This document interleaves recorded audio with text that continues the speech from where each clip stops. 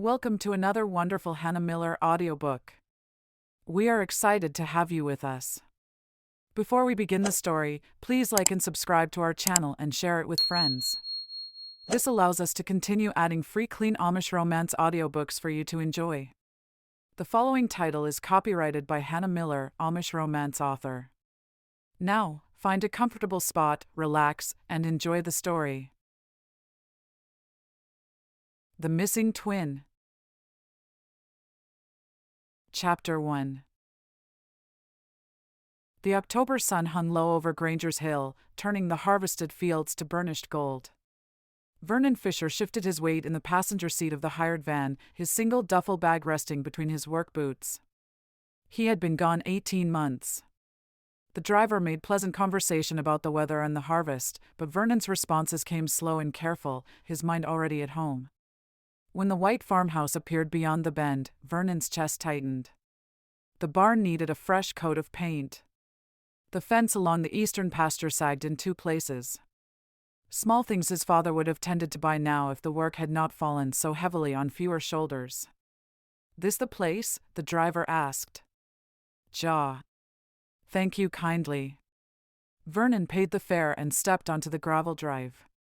The van pulled away, leaving him standing alone in the yard where he had played as a boy, where he had worked alongside his twin brother every morning before school, where they had planned their Rumspringa together with the reckless confidence of young men who believed the world belonged to them.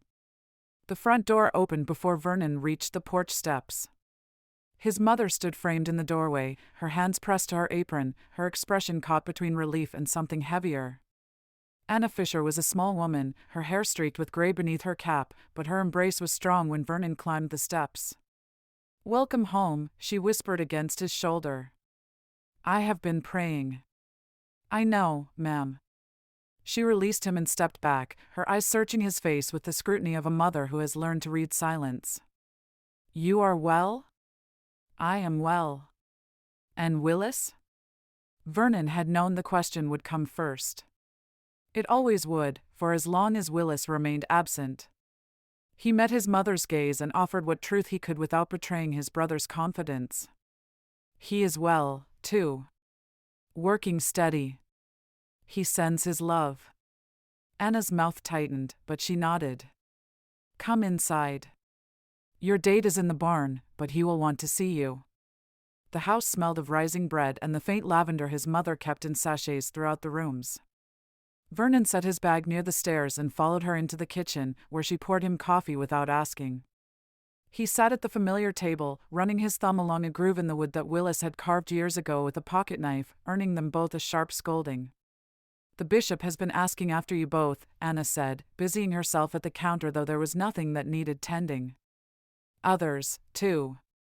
They will have questions." "I expect so. You do not have to answer them all." Vernon nodded, grateful. His mother understood the burden of being the twin who returned, the one who must carry news and endure the unspoken accusations in every well-meaning inquiry. "Why did you come back without him? What happened to change his mind? Is he coming home?" The truth was too tangled to explain in polite conversation. Vernon and Willis had left together, full of plans to work construction in Indianapolis, to save money, to see the English world before choosing baptism. They had agreed to stay 3 years. But Vernon had found the city loud and restless, the work satisfying but the life hollow. 6 months in, he had known his place was here. Willis, meanwhile, had thrived in ways Vernon never anticipated. The breaking point had come when Vernon told his twin he was going home. "You promised 3 years," Willis had said, his voice tight with betrayal. "I cannot do it, Willis. This is not my place." "Then go. But don't expect me to follow." Vernon had left, and Willis had stayed. The letters between them would grow sparse and strained, each one a reminder of the promise Vernon had broken. He carried that weight now, along with the unfinished letter in his bag, where Willis mentioned dreams that no longer included home. The back door opened, and Vernon's father entered, brushing sawdust from his sleeves. Elmer Fisher was a tall man, lean and weathered, his beard graying at the edges. He paused when he saw Vernon, then crossed the kitchen in 3 strides and gripped his son's shoulder. Good to have you back. Good to be back, Dade. You will help with the late corn tomorrow. We are behind. I will. That was all. No questions about Willis, no probing into why Vernon had returned alone. Elmer Fisher was a man of few words, and Vernon appreciated the simplicity of it. Work was constant, and work was enough. Over the next 2 days, Vernon settled into the rhythms he had missed more than he realized. He rose before dawn, tended the animals, and worked the fields until his muscles ached in ways the city had never demanded. The physical exhaustion brought a strange comfort, as if every hour of labor was an apology to the land he had left behind. But the questions came, as his mother had warned. At the general store, picking up supplies for Anna, Vernon encountered Sadie Schwartz and her husband.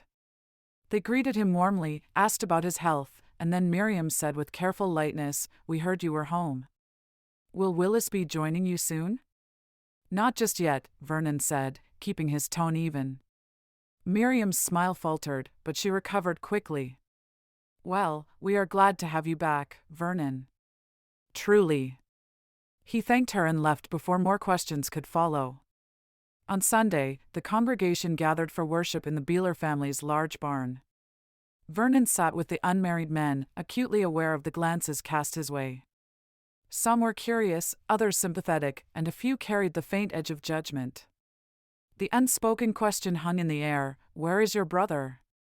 Bishop Aaron Stoltzfus preached on faithfulness, his voice calm and measured, his words landing with the weight of a man who knew his flock intimately. Vernon listened, but his attention drifted when he caught sight of Sadie Schwartz across the aisle, seated among the unmarried women.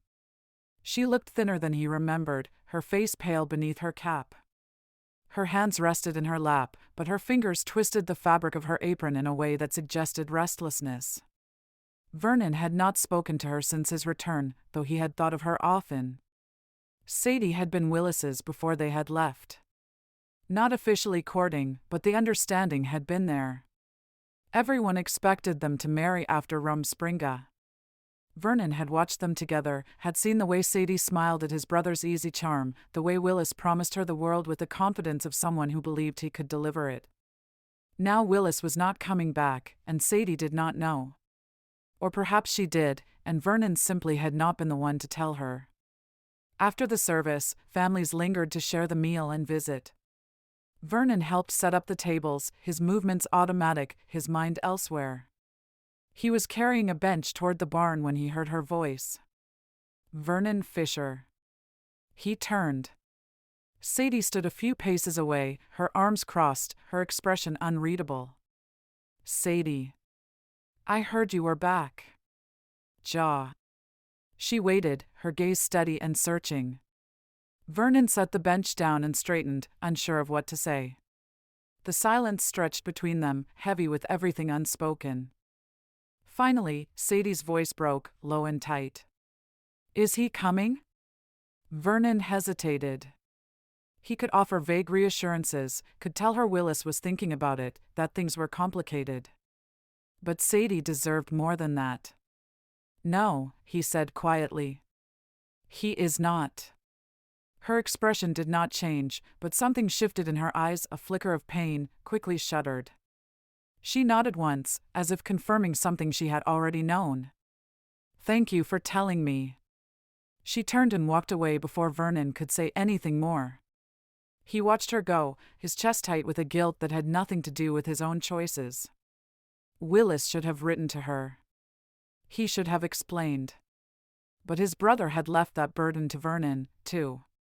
That evening, Vernon sat alone in the small room he had once shared with Willis. The space felt too large now, the second bed stripped bare, the walls holding only half the memories they should. He pulled Willis's last letter from his bag and reread it by lamplight, though he had already memorized every line. "Vernon. I know you think I should come home.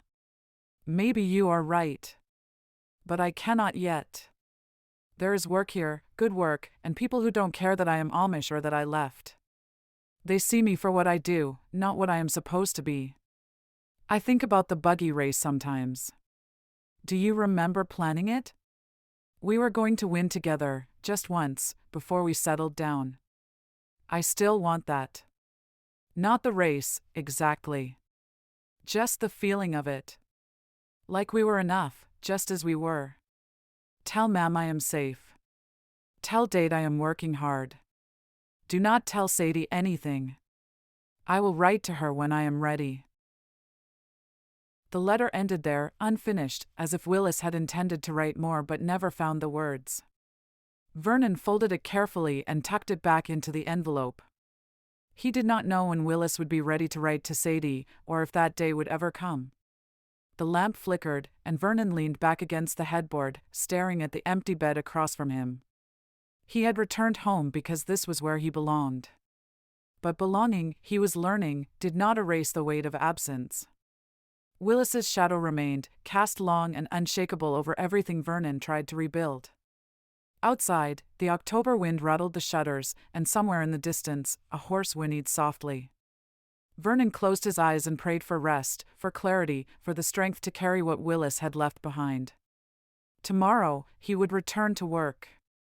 Tomorrow, he would face more questions, more glances, more reminders that he was the twin who came home but not the twin they had been waiting for. Tonight, he simply needed to sleep. Chapter 2. The morning air carried the sharp bite of late October as Vernon forked hay into the feeding troughs. The horses stamped and snorted, their breath forming white clouds in the pre-dawn chill. He moved methodically from stall to stall, finding comfort in the routine. This was honest work, the kind that required his hands and back but left his mind mercifully quiet. He was measuring out grain when he heard boots scraping against the barn floor behind him. Vernon Fisher. Heard you were back among the living.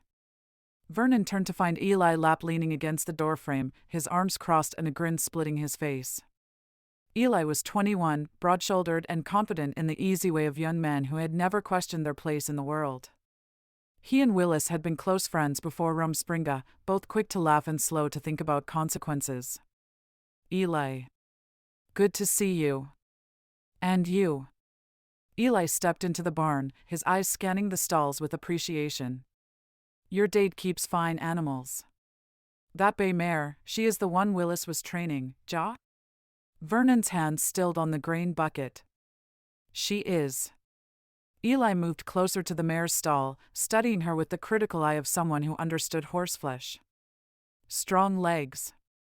Good temperament. Willis always said she would be perfect for the race. There it was. The race. Vernon had known it would come up eventually. The unsanctioned buggy race that happened every year, always at dawn, always on the same stretch of rarely used farm road that ran between the Yoder and Stoltzfus properties. The elders disapproved publicly while privately chose to be elsewhere that morning, a delicate balance that allowed the youth their rite of passage without official blessing. I had not thought about the race, Vernon said carefully. Well, you should. Eli leaned against the stall door, his tone shifting from casual to purposeful.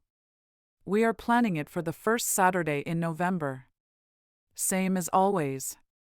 But we are missing drivers this year. 3 families moved south over the summer, took their best horses with them.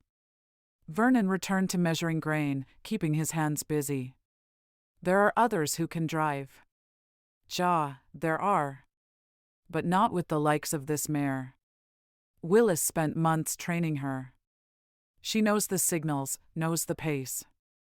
Anyone else would have to start fresh, and there is not time. Eli paused, letting the implication settle. You know her almost as well as Willis did. I have been gone 18 months. But you are back now. Eli's voice carried a challenge wrapped in friendship. And Willis is not. The words landed harder than Eli probably intended. Vernon set down the grain bucket and turned to face him fully. Why does it matter so much? It is just a race. Eli's expression shifted, something more serious crossing his features. It is not just a race. You know that. It is the one morning each year when we get to choose speed over caution, when we can push the limits without being told we are foolish or reckless. The elders tolerate it because we keep it safe, because we have not given them reason to forbid it outright. He straightened, his jaw set. But if we do not have enough drivers, if it becomes too small to matter, they might decide it is not worth overlooking anymore. Vernon understood the unspoken concern. The race was a release valve for young men and women who lived within the careful boundaries of ordnung, who followed rules they did not always understand but respected, nonetheless. Take away that one morning of controlled freedom, and the pressure might find other, less acceptable outlets. I will think on it, Vernon said finally. Eli grinned, clapping him on the shoulder. That is all I ask. Come by the Beeler farm Thursday evening. We are meeting to finalize plans. Bring the mare if you can, let her stretch her legs on the road. He left before Vernon could respond, his boots crunching across the gravel yard toward his waiting buggy. Vernon stood in the barn's dim light, his thoughts churning. The race felt like one more piece of Willis's life that Vernon was being asked to occupy, one more space left empty that others expected him to fill. But the mare needed exercise, and the community needed drivers. Those were practical concerns, separate from whatever complicated emotions tangled around his brother's absence. Vernon finished the morning chores, then went inside to wash up for breakfast. His mother had prepared scrapple and eggs, the kitchen warm and fragrant. His father ate in silence, focused on the work ahead, while Anna kept the conversation light, asking about Vernon's plans for the day. I might ride out to the Beeler farm Thursday, Vernon said, cutting into his scrapple. Eli Lapp mentioned the mare needs exercise. Anna's hands paused over her coffee cup, but she said nothing. His father grunted acknowledgement and reached for more bread. Vernon appreciated their restraint. They knew what Thursday meant, what the gathering at the Beeler farm represented, but they did not press him with questions or warnings. After breakfast, Vernon hitched up the family buggy and drove to his grandparents' farm on the far side of the district. He had been meaning to visit since his return, and the guilt of delaying gnawed at him. His grandfather, Isaac Fisher, was 73 and still working his land with the stubborn determination of a man who refused to admit limitations. His grandmother, Martha, managed the house and garden with quiet efficiency, though Vernon had noticed at worship service how slowly she moved, how heavily she leaned on the porch railing. The Fisher homestead sat at the end of a long dirt drive, the house smaller than Vernon's family home but immaculately kept. Smoke rose from the chimney, and chickens scattered as Vernon pulled the buggy into the yard. Martha appeared on the porch before he had fully stopped, her face lighting with genuine joy. Vernon! Come, come. I have been hoping you would visit. He tied the horse and climbed the steps to embrace her. She felt frilier than he remembered, her bones sharp beneath the layers of her dress and shawl. Grandmother. You are well? Well enough. Your grandfather is in the back field, mending fence. He will be glad to see you. Inside, the house was warm and cluttered with the accumulated treasures of a long life together. Quilts draped over chairs, mason jars lined the shelves, and a basket of old wooden toys lay beside the long couch, ready for whatever kinner showed up. Martha poured coffee and set out cookies, settling into her rocking chair with a soft sigh. Tell me about Indianapolis.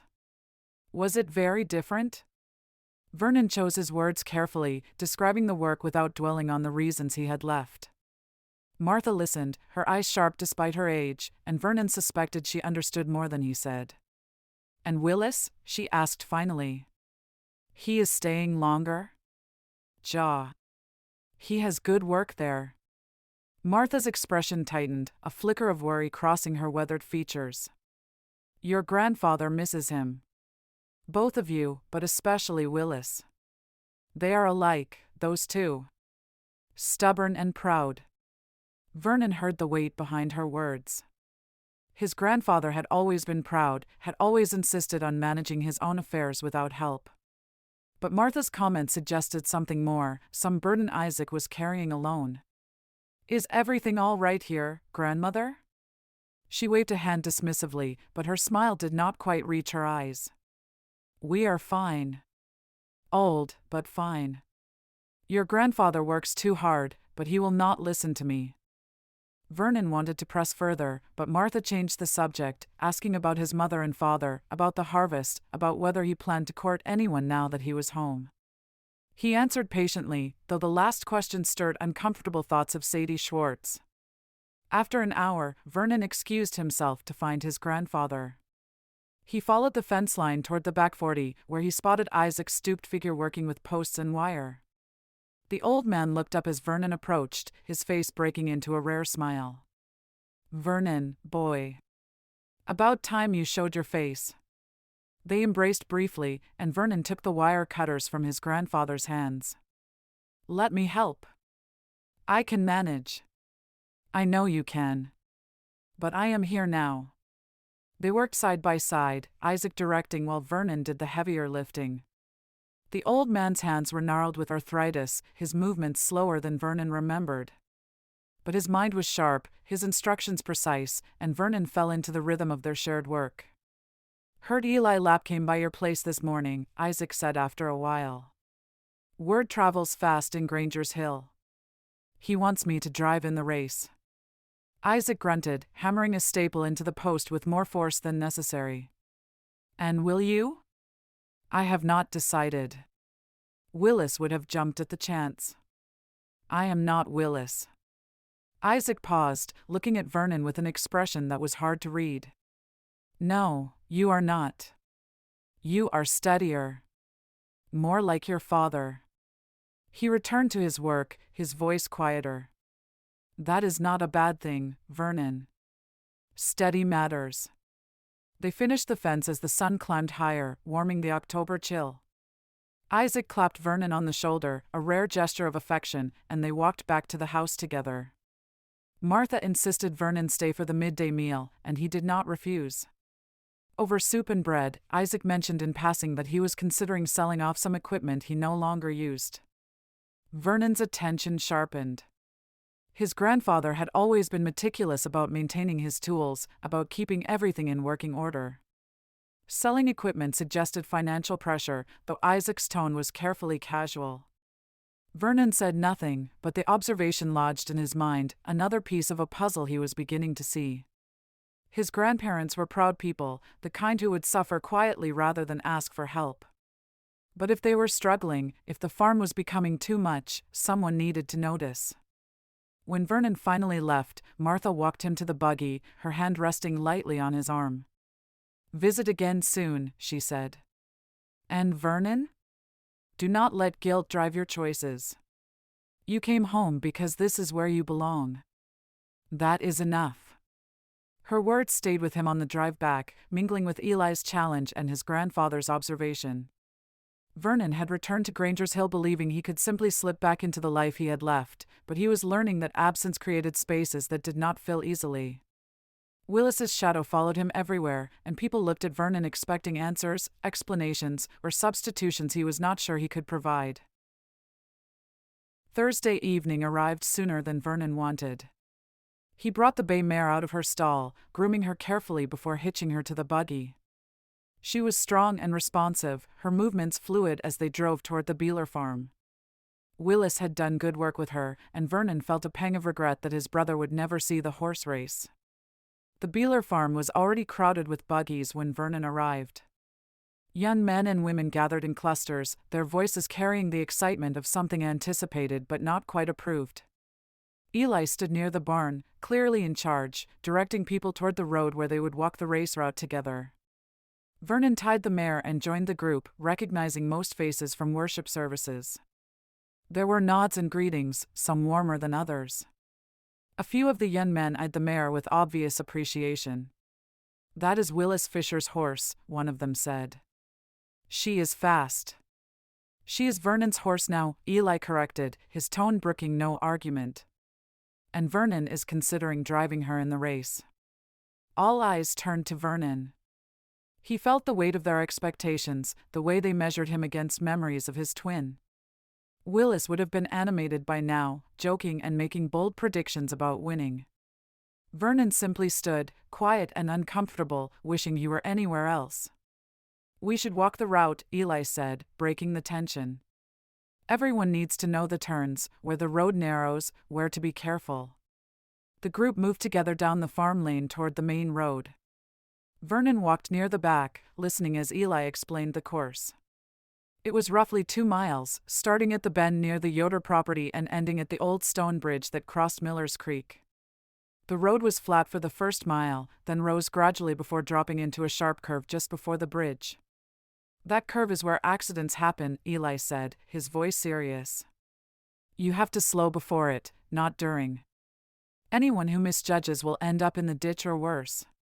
Vernon studied the terrain, noting the potential hazards. The race required skill and judgment, not just speed. Willis would have thrived on the challenge, but Vernon felt only the burden of responsibility. As the group walked back toward the Beeler farm, a figure separated from the others and fell into step beside him. Vernon glanced over and found Sadie Schwartz, her expression carefully neutral. "I did not expect to see you here," Vernon said quietly. "Miriam's husband is racing. She asked me to come along." They walked in silence for several paces before Sadie spoke again, her voice low enough that others would not overhear.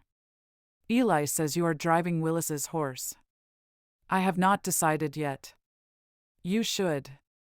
Sadie's tone was matter-of-fact, without the emotion Vernon had seen at the worship service. "The mare needs work, and you know her well enough. It would be wasteful not to race her." Vernon looked at her, surprised by the practicality of her response. "I thought you might object." "Why would I object?"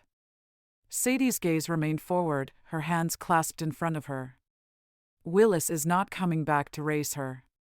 Someone should." The words were blunt, almost harsh, but Vernon heard the pain underneath. Sadie was choosing to be practical because emotion was too costly. Before Vernon could respond, Eli called out from ahead, and the moment passed. Sadie moved away to rejoin Miriam, leaving Vernon alone with his thoughts. That night, lying in bed with Willis's empty side of the room staring back at him, Vernon made his decision. He would race. Not because he wanted to, not because he felt obligated to Willis, but because the mare deserved to run, because the community needed drivers, and because standing still in guilt was no better than running from it. Tomorrow, he would tell Eli. And he would begin training properly, learning the horse's signals and rhythms, preparing for a race that felt less like freedom and more like penance. But perhaps that was fitting.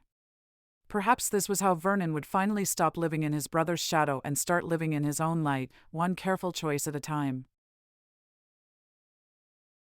Chapter 3. The sky hung gray and heavy on Monday morning when Vernon led the bay mare from the barn. Frost clung to the grass, and his breath came in white puffs as he adjusted the harness with careful fingers. The mare shifted, her muscles bunching beneath her smooth coat, eager for work after days of standing idle. Vernon had sent word to Eli the day before, confirming his decision to race. Eli's response had come quickly, along with a suggestion that made Vernon's stomach tighten. Sadie Schwartz knew the mare's training routine better than anyone. She had worked with Willis in the past preparing the horse. If Vernon wanted the best chance, he should ask for her help.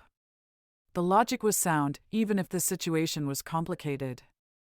Vernon had debated through Sunday afternoon and evening, weighing practicality against propriety, before finally deciding to approach Sadie after worship service. She had listened to his request without expression, her hands folded, her posture rigid. "I will help with the horse," she had said simply. For the mare's sake. Not for Vernon's sake. Not even for Willis's sake. For the horse. Vernon had accepted the condition without argument. Now, on Monday before dawn, he waited in the Ballers practice field where Eli had arranged for them to train. The field stretched long and relatively flat, with room enough to build speed without risking the roads in darkness. Other drivers would train here too, but Eli had given Vernon and Sadie the earliest slot, before the curious eyes of others could watch and comment. Hoofbeats approached from the lane, and Vernon turned to see Sadie driving her family's buggy, pulling it to a stop near the fence line. She climbed down, moving with efficient purpose, and walked toward him without greeting. Her dress was dark green beneath a heavy black shawl, and her cap sat perfectly straight in the early hour. "Is she warmed up?" Sadie asked, her eyes on the mare rather than Vernon. "Not yet. I waited for you." Sadie nodded and moved to the horse's head, running her hands along the mare's neck and chest with practiced familiarity. The horse nickered softly, recognition clear in the way she leaned into Sadie's touch. Vernon felt a strange pang watching them together, seeing how naturally they knew each other. "She remembers you," he said. "Horses have long memories." Sadie's voice was carefully neutral. She stepped back and gestured toward the field. "Walk her twice around the perimeter. Let her stretch before we ask for speed." Vernon led the mare forward, keeping the lead loose as they traced the fence line. The grass crunched beneath his boots, and the mare's breathing came steady and even. Behind him, he heard Sadie setting out the markers Eli had provided, small flags on stakes to indicate turns and pace points. When Vernon completed the second circuit, Sadie was waiting near the buggy. "Hitch her up. We will start with controlled runs, building to full speed over the next week." Vernon worked the harness, checking each buckle and strap twice before backing the mare into position. His hands knew the work from years of helping his father, but he felt Sadie's eyes on him, evaluating, judging whether he was doing justice to Willis's training. "The reins should be shorter," Sadie said, stepping closer. "She is used to quick signals, not long pulls." Vernon adjusted as instructed, then climbed into the driver's seat. Sadie moved to stand beside the buggy, close enough to see his hands but not so close as to be improper. "We could start at a trot," she said. "And circle the field 3 times. Let her find her rhythm before asking for more." Vernon released the brake and clicked his tongue. The mare moved forward smoothly, settling into an easy trot that covered ground efficiently without wasting energy. He focused on keeping his hands steady, his signals clear, the way his father had taught him years ago. But this was different from farm work. This required anticipation, reading the horse's mood and responding before she showed impatience.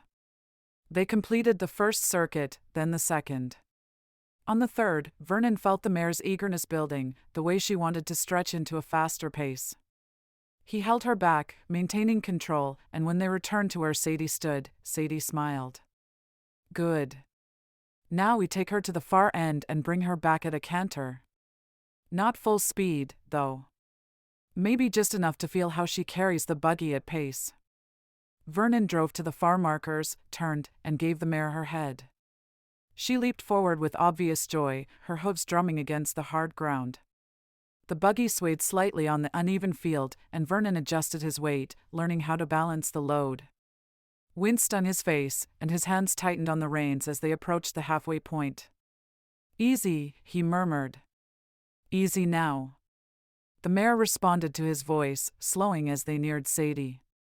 Vernon brought her to a complete stop, breathing harder than he expected from such a short run. "She pulls right when she is excited," Sadie observed. "I felt it." "You'll have to anticipate." Vernon accepted the criticism without defensiveness. Sadie was right. He had been reacting instead of leading, following the horse instead of guiding her. Willis would have known this instinctively, would have corrected mid-stride without thinking. They continued for another hour, running drills that built speed gradually while testing Vernon's ability to control the mare at different paces. Sadie watched each run with critical attention, offering corrections that were precise but never harsh. Her knowledge was evident in every observation, every adjustment she suggested to his posture or hand position. As the sun finally broke through the clouds, painting the frost-covered field in shades of gold and pink, Sadie raised her hand. "She needs rest, and you need to think about what you learned." Vernon guided the mare to a walk, cooling her down as he circled the field one final time. When he returned, Sadie was already gathering the marker flags, her movements brisk and efficient. He climbed down and began unhitching the buggy, and they worked in parallel silence, both focused on their tasks. "Tomorrow, same time?" Sadie asked as she loaded the flags into her buggy. "We can work on the turns. That is where the race is won or lost. I will be here." Sadie paused, her hand resting on the buggy seat, and for a moment Vernon thought she might say something more. Her expression shifted, something unguarded flickering across her features before she schooled it back to neutrality. "Willis used to talk during training," she said quietly. "About the race, about winning, about what he would do after." "You do not talk." Vernon considered his words carefully. "I am not Willis." "I am beginning to see that." She climbed into her buggy and drove away before Vernon could ask what she meant. He stood watching until she disappeared around the bend, then led the mare back toward the barn, his thoughts heavy with questions he could not answer. The pattern repeated over the next several days. Vernon and Sadie met before dawn, worked through increasingly complex drills, and parted with minimal conversation. They developed a rhythm that was efficient if not comfortable, their communication reduced to necessary instructions and observations. Vernon found himself noticing small things about Sadie that he had never paid attention to before. The way she always checked the mare's hooves before and after each session, looking for stones or injuries. The careful precision with which she set out the training markers, measuring distances with her stride to ensure consistency. The tone she used when speaking to the horse, firm but never harsh, commanding respect through confidence rather than force. She was skilled in ways that went beyond what Willis had taught her. This was Sadie's own knowledge, earned through attention and practice, and Vernon respected it even as he worked to meet her exacting standards. On Thursday morning, as Vernon brought the mare through a series of tight turns at speed, he felt something shift. The horse responded to his signals before he fully gave them, anticipating his intentions in the way Sadie had described. They moved together instead of separately, and when Vernon brought the mare to a stop, he was grinning despite himself. Sadie walked over, her expression unreadable. Better. She is learning me. Or you are learning her.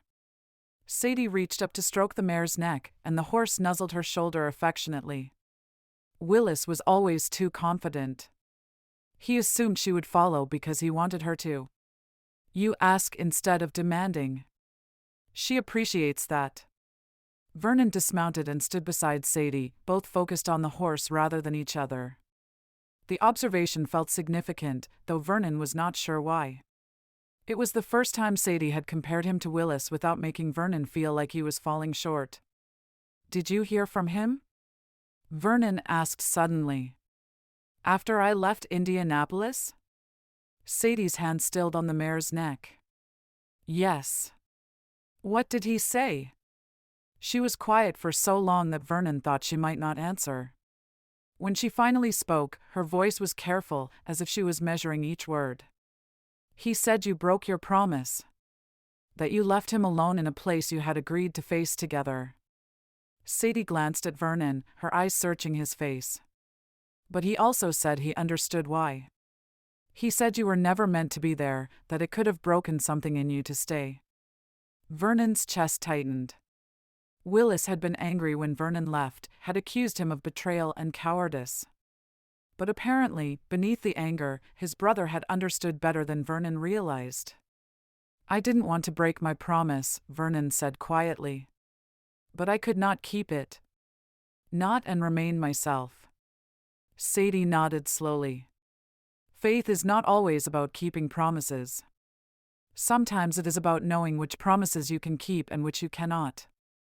The words landed with unexpected weight. Vernon looked at Sadie properly for the first time that morning, seeing past the careful neutrality to the woman beneath. She was tired, he realized. Not from the early mornings or the work, but from something deeper. The kind of exhaustion that came from carrying grief alone for too long. Do you resent me? Vernon asked. For coming back when he did not? Sadie's jaw tightened, and for a moment Vernon thought she would turn away without answering. But then she met his eyes directly, her gaze steady and unflinching.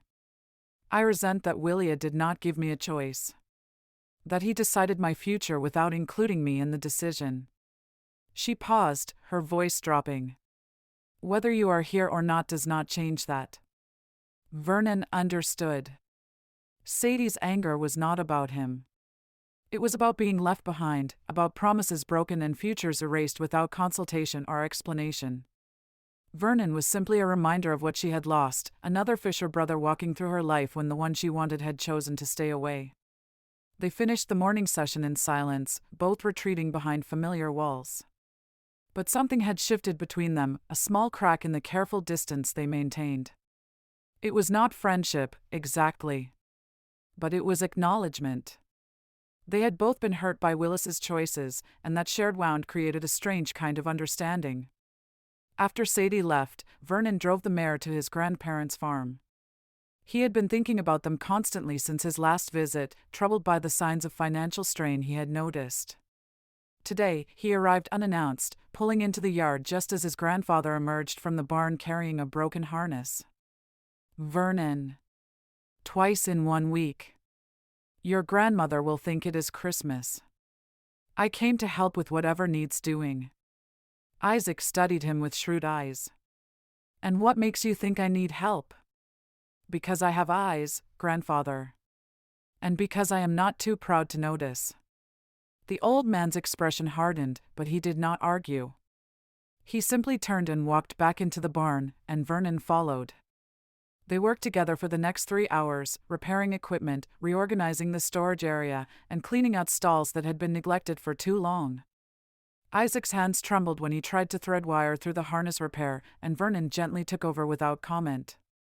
When they finally stopped for water, Isaac sat heavily on a hay bale, his breathing labored. Vernon pretended not to notice, busying himself with putting away tools. "Your grandmother worries too much," Isaac said finally. "There is nothing wrong here that hard work will not fix." "I know, grandfather. But if a man wanted to help his grandparents without them having to ask, I suppose that man would find work enough to keep him busy." Vernon turned to find Isaac watching him with something that looked like gratitude mixed with reluctance. The old man's pride was intact, but he was not so stubborn as to refuse help when it was offered with respect. "I will come twice a week," Vernon said. "More during harvest season." Isaac nodded once, the matter settled between them without further discussion. Vernon stayed for the midday meal, and Martha's relief was evident in the way she kept refilling his plate, as if feeding him could somehow repay what he was offering. When Vernon finally left, Martha walked him to his buggy, her hand resting on his arm. "You are a good boy, Vernon. Your brother was always the charmer, but you are the steady one. That matters more in the long run." Vernon drove home thinking about her words, about the difference between charm and steadiness, between promises spoken easily and obligations fulfilled quietly. Willis had always been the one people noticed, the one who drew attention and affection without effort.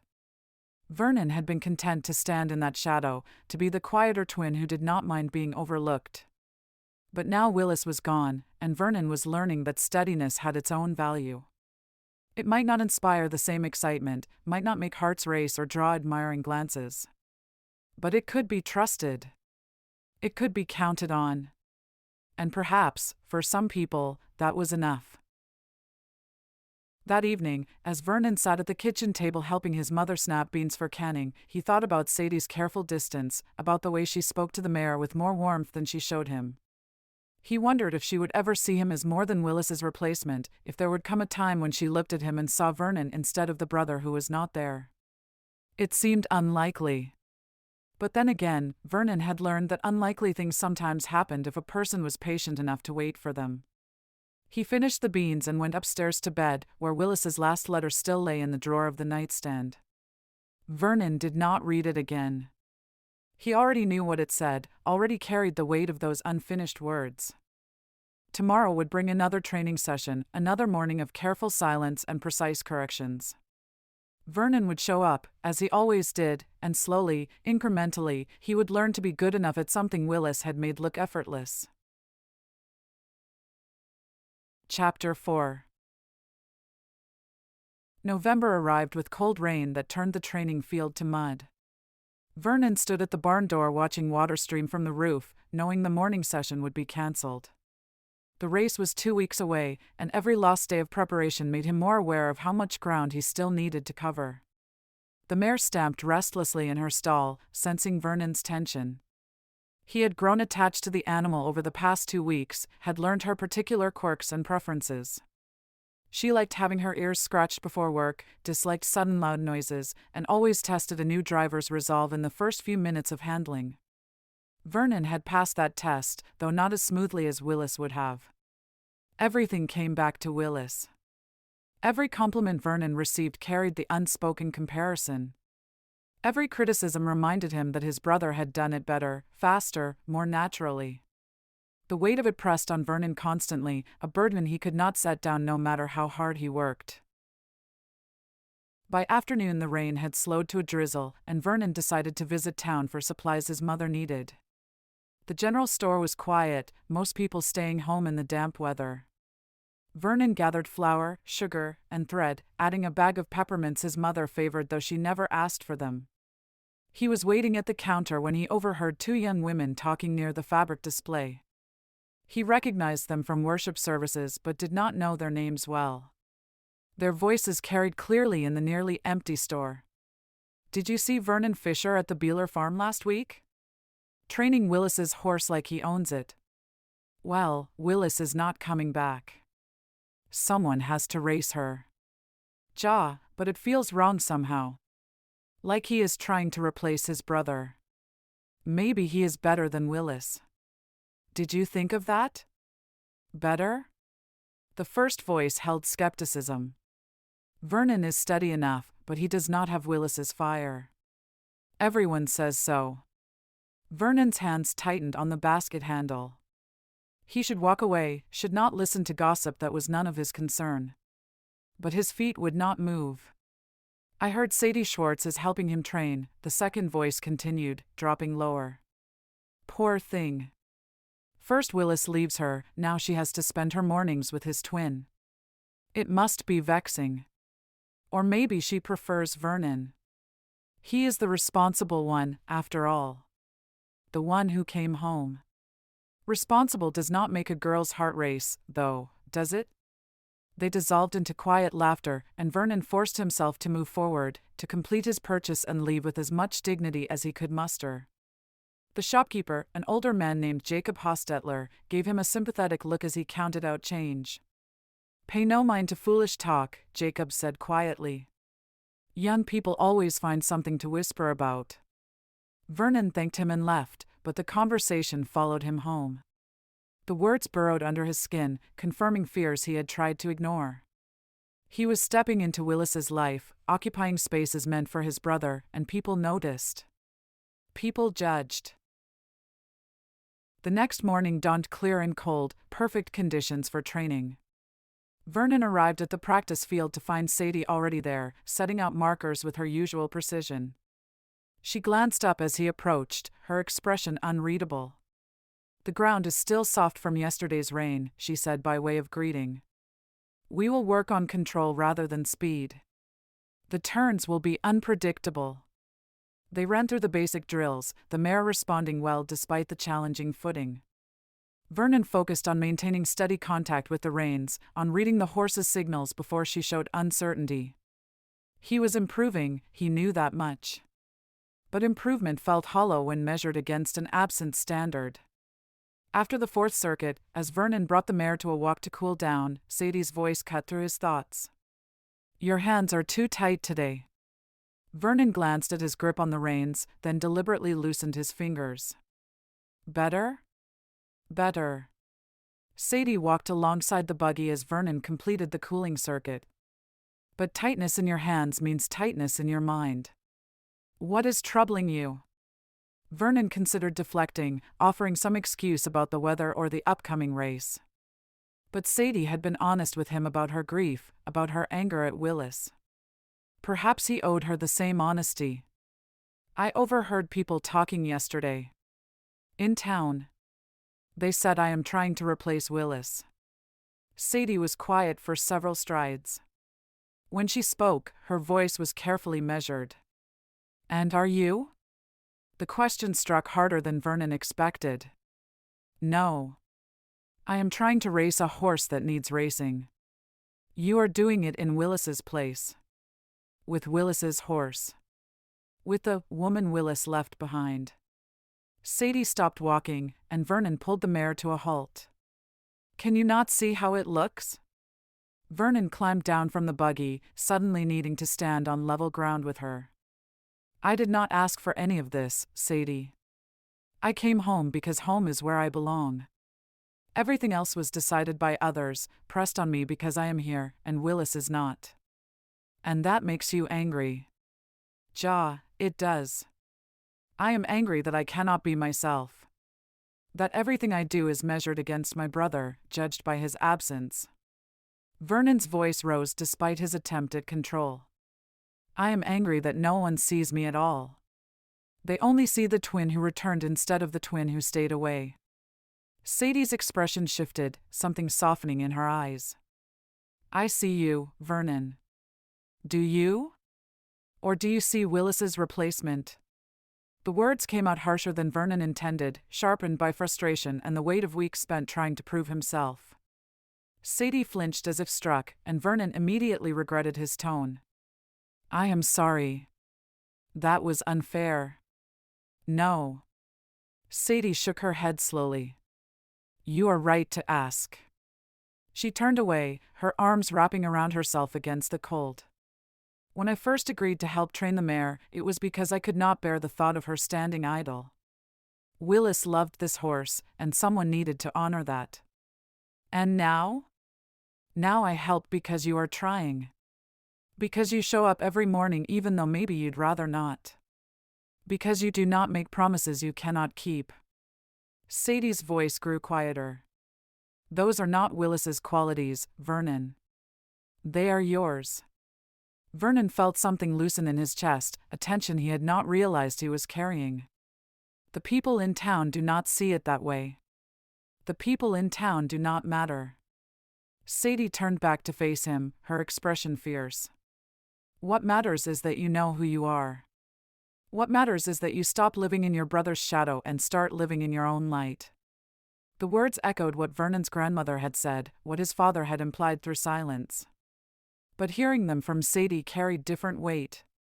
She was the one most hurt by Willis's absence, the one who had the most reason to wish Vernon was his brother. If she could see the difference between them, perhaps others would eventually follow. I am racing, Vernon said firmly. Not for Willis. Not to replace him. For myself. Because I choose to. Sadie nodded, approval flickering across her features. Then race well. And stop worrying about what people whisper. They completed the training session with renewed focus, and when they parted, the awkward distance between them felt less rigid. Not friendship yet, but something approaching mutual respect. Vernon spent the afternoon working at his grandparents' farm, hauling firewood and repairing a section of roof that had leaked during the rain. Isaac worked alongside him, saying little but clearly grateful for the help. When they stopped for water, the old man studied Vernon with thoughtful eyes. You are a good boy, Vernon. Your brother has his gifts, but you have yours. Vernon set down his water cup. Oh. You show up. You do the work no one notices. You carry burdens without complaining. Isaac gestured toward the repaired roof. Those are not small things. They are not exciting things either. Exciting is not the same as important. Your grandmother and I have had a long marriage. 52 years. You know what made it last? Not excitement. Showing up. Doing the work. Being steady when the world is not. Isaac's expression grew serious. Willis had charm, Ja. But charm does not fix roofs or pay mortgages.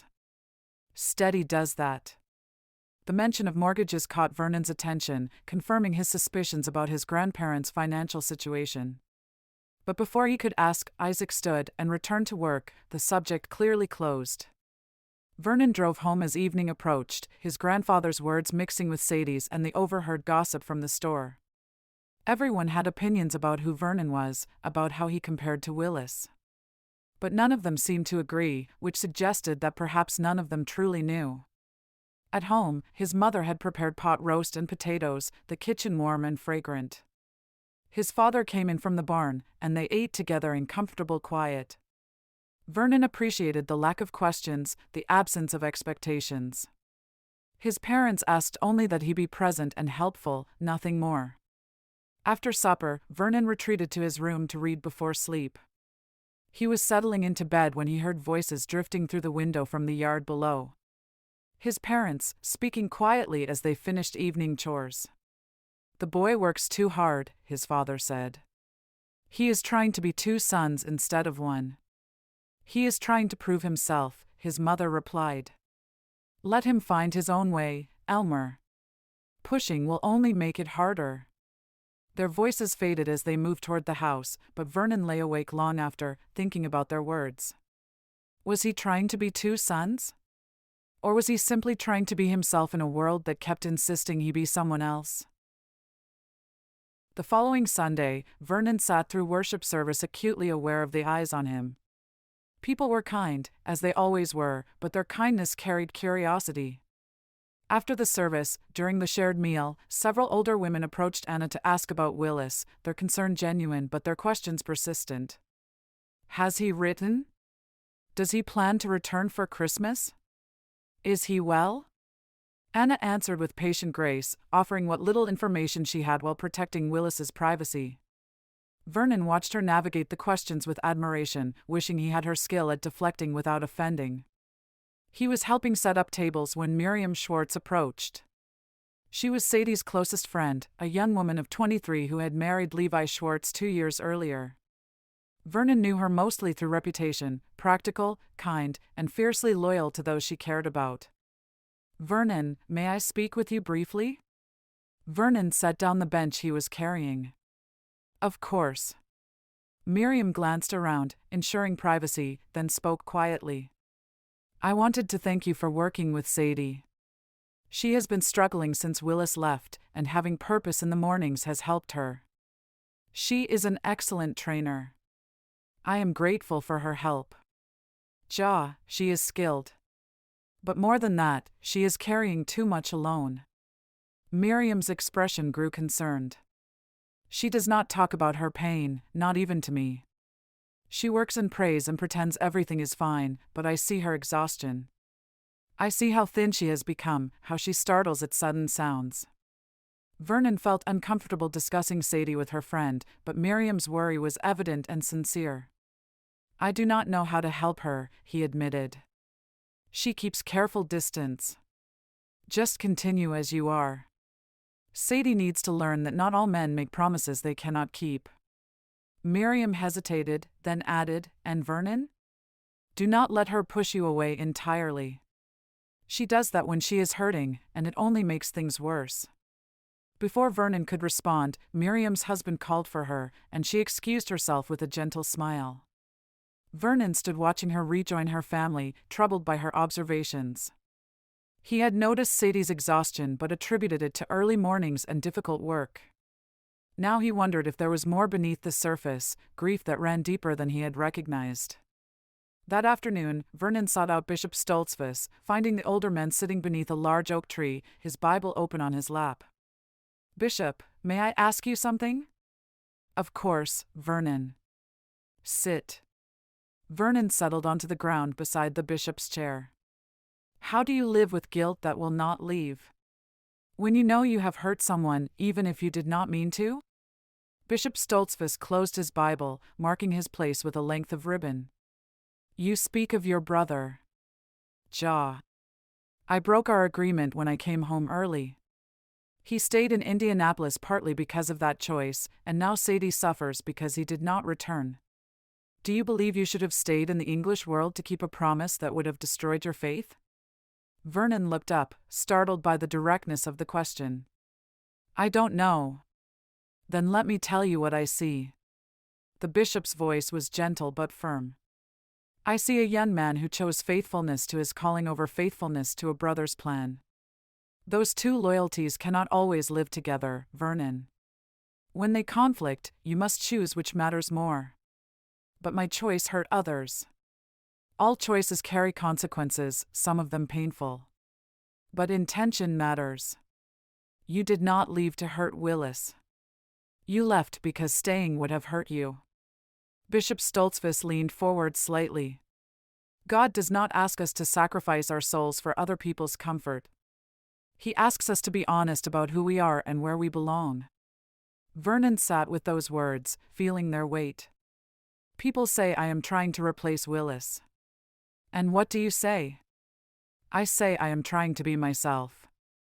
Being yourself is enough for God. Let that be sufficient.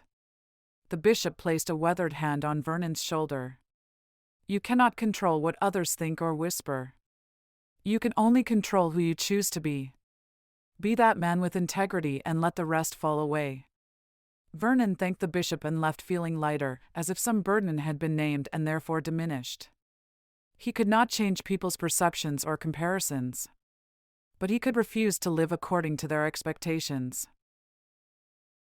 That evening, as Vernon prepared for another week of training, he pulled out Willis's unfinished letter and read it one final time. Then he folded it carefully and placed it in the drawer, closing it with quiet finality. He had carried Willis's words long enough. Now it was time to live his own story, to make choices that honored who he was rather than who his brother had been. The race would come in less than 2 weeks. Vernon would drive it as himself, steady and determined, and whatever came after would be enough. Chapter 5. The November wind carried the scent of wood smoke and dying leaves as Vernon guided his buggy toward his grandparents' farm. In his coat pocket rested a small leather pouch, heavy with the coins and bills he had saved over the past weeks. It was not much, perhaps $100 earned from helping neighbors with repairs, splitting firewood, and taking on odd jobs whenever someone needed an extra pair of hands. He had been careful not to let his parents know about the money. They would have questions Vernon was not ready to answer, concerns about why he was working himself to exhaustion when there was already plenty to do at home. But every dollar brought him closer to helping his grandparents, to easing a burden they carried with too much pride to ask for assistance. The Fisher homestead looked peaceful in the afternoon light, smoke curling from the chimney, chickens scratching in the yard. But Vernon had learned to see past the tidy exterior to the small signs of strain. The sagging porch step that needed replacing. The garden fence leaning at an angle. The way his grandfather moved more slowly each visit, his face drawn with worry he tried to hide. Martha answered his knock, her face lighting with pleasure. "Vernon! I did not expect you today. Come in, come in. Your grandfather is resting in the front room." Vernon followed her inside, pulling off his hat. Isaac sat in his favorite chair near the window, a quilt draped over his lap despite the warmth from the stove. He looked older than he had just a week ago, the lines around his eyes deeper, his shoulders more stooped. "Grandfather. Are you well?" "Well enough." Isaac gestured toward the other chair. "Sit. Your grandmother will bring coffee whether you want it or not." Martha bustled into the kitchen, and Vernon could hear her preparing the coffee with practiced efficiency. He sat, studying his grandfather with growing concern. Something was wrong beyond simple aging, beyond the normal wear of a life spent working the land. "What troubles you, grandfather?" Isaac was quiet for a long moment, his gaze fixed on the window overlooking the fields he had worked for 5 decades. When he finally spoke, his voice was heavy with resignation. "The bank sent another letter. They want the mortgage payment by the end of the month, and I do not have it all." Vernon's chest tightened. "How much?" $400. "I have part of it, but the rest." Isaac shook his head. "I sold what equipment I could spare. Worked every job I could find. But it is not enough." "Why did you take a second mortgage?" Isaac's jaw clenched, pride and shame warring in his expression. 3 years ago, the harvest failed. Drought took most of the corn, and what little we got barely covered expenses. I thought 1 year would not matter, that the next harvest would make up the loss. But then your grandmother needed surgery for her hip, and the medical bills. He did not finish, but Vernon understood. One crisis had led to another, each decision made with the best intentions, each one digging the hole deeper. His grandparents had been too proud to ask for help, too stubborn to admit they were drowning. Martha returned with coffee and cookies, setting them on the small table between the chairs. She caught Vernon's expression and sighed. "He told you." "Jaw. We should not burden you with this," Martha said, settling into her rocking chair. "You are young. You should be thinking about your own future, about courting and starting a family." Vernon pulled the leather pouch from his pocket and set it on the table. "This is $100. It is not enough for the full payment, but it will help." Isaac stared at the pouch as if it were a snake. "Where did that come from?" "Honest work." Odd jobs for neighbors. It is mine to give. No. Isaac's voice was firm. We will not take money from our grandson. We are not charity cases. You are not charity. You are family. Vernon leaned forward, his tone respectful but insistent. Willis and we talked about this during Rumspringa. We plan to work in Indianapolis and save money to help you. That was always the plan, grandfather. I know you would not have accepted it if we offered directly, but please. Let me do what Willis and I intended to do together. Martha's eyes glistened with tears. She looked at her husband, and something unspoken passed between them. Isaac's resistance wavered, pride battling with necessity. Your parents, Isaac said finally. Do they know about this? No. They should know what you are doing. They will only worry and try to help themselves. They have their own expenses. Vernon picked up the pouch and pressed it into his grandfather's reluctant hands. Please, grandfather. For grandmother. For your peace. Isaac's fingers closed around the pouch, and his shoulders sagged as if a great weight had partially shifted. You are a good boy, Vernon. Better than I deserve. You deserve better than worry and debt. Martha wiped her eyes with her apron. Thank you, Vernon. Truly. But you must promise me something. Anything. Do not tell your parents yet. Your grandfather's pride is already wounded enough. When the time is right, we will speak to them together. But for now, let this be between us. Vernon agreed, though the secrecy troubled him. His parents would want to help if they knew, but Martha was right that Isaac's pride needed protecting. Some men could accept help only when it came quietly, without fanfare or pity. They spent the rest of the afternoon in easier conversation, Martha asking about the race preparations and Isaac offering advice on handling horses at speed. But beneath the pleasant talk, Vernon sensed his grandparents' relief, the way tension had eased from Martha's shoulders and color had returned to Isaac's face. When Vernon finally left, Martha walked him to his buggy, her hand resting on his arm. You have given us more than money today. You have given us hope. She paused, then added quietly, Willis was always the charming one, the one who made people smile. But you, Vernon, you're the one who sees what needs doing and does it without being asked. That is worth more than charm. Vernon drove home as dusk settled over the fields, his grandfather's words about the mortgage weighing heavily on his mind. His money was only a start. Isaac still needed more by month's end, and Vernon had no clear way to earn that much in 3 weeks. He would have to take on more work, ask around for anything available, even if it meant less sleep and longer days. The race seemed less important now, though he would still honor his commitment to it. But his focus had shifted. The mare's training, the community's expectations, even his complicated feelings about Sadie, all of it faded beside the simple need to help the people who had always been there for him. At home, Vernon found his mother in the kitchen preparing supper. She glanced up as he entered, her eyes shrewd as she studied his face. You look troubled. Just tired, ma'am. You are working too hard. Between the race training and helping at your grandparents' place, you barely rest. Vernon washed his hands at the basin, keeping his voice casual. They need help.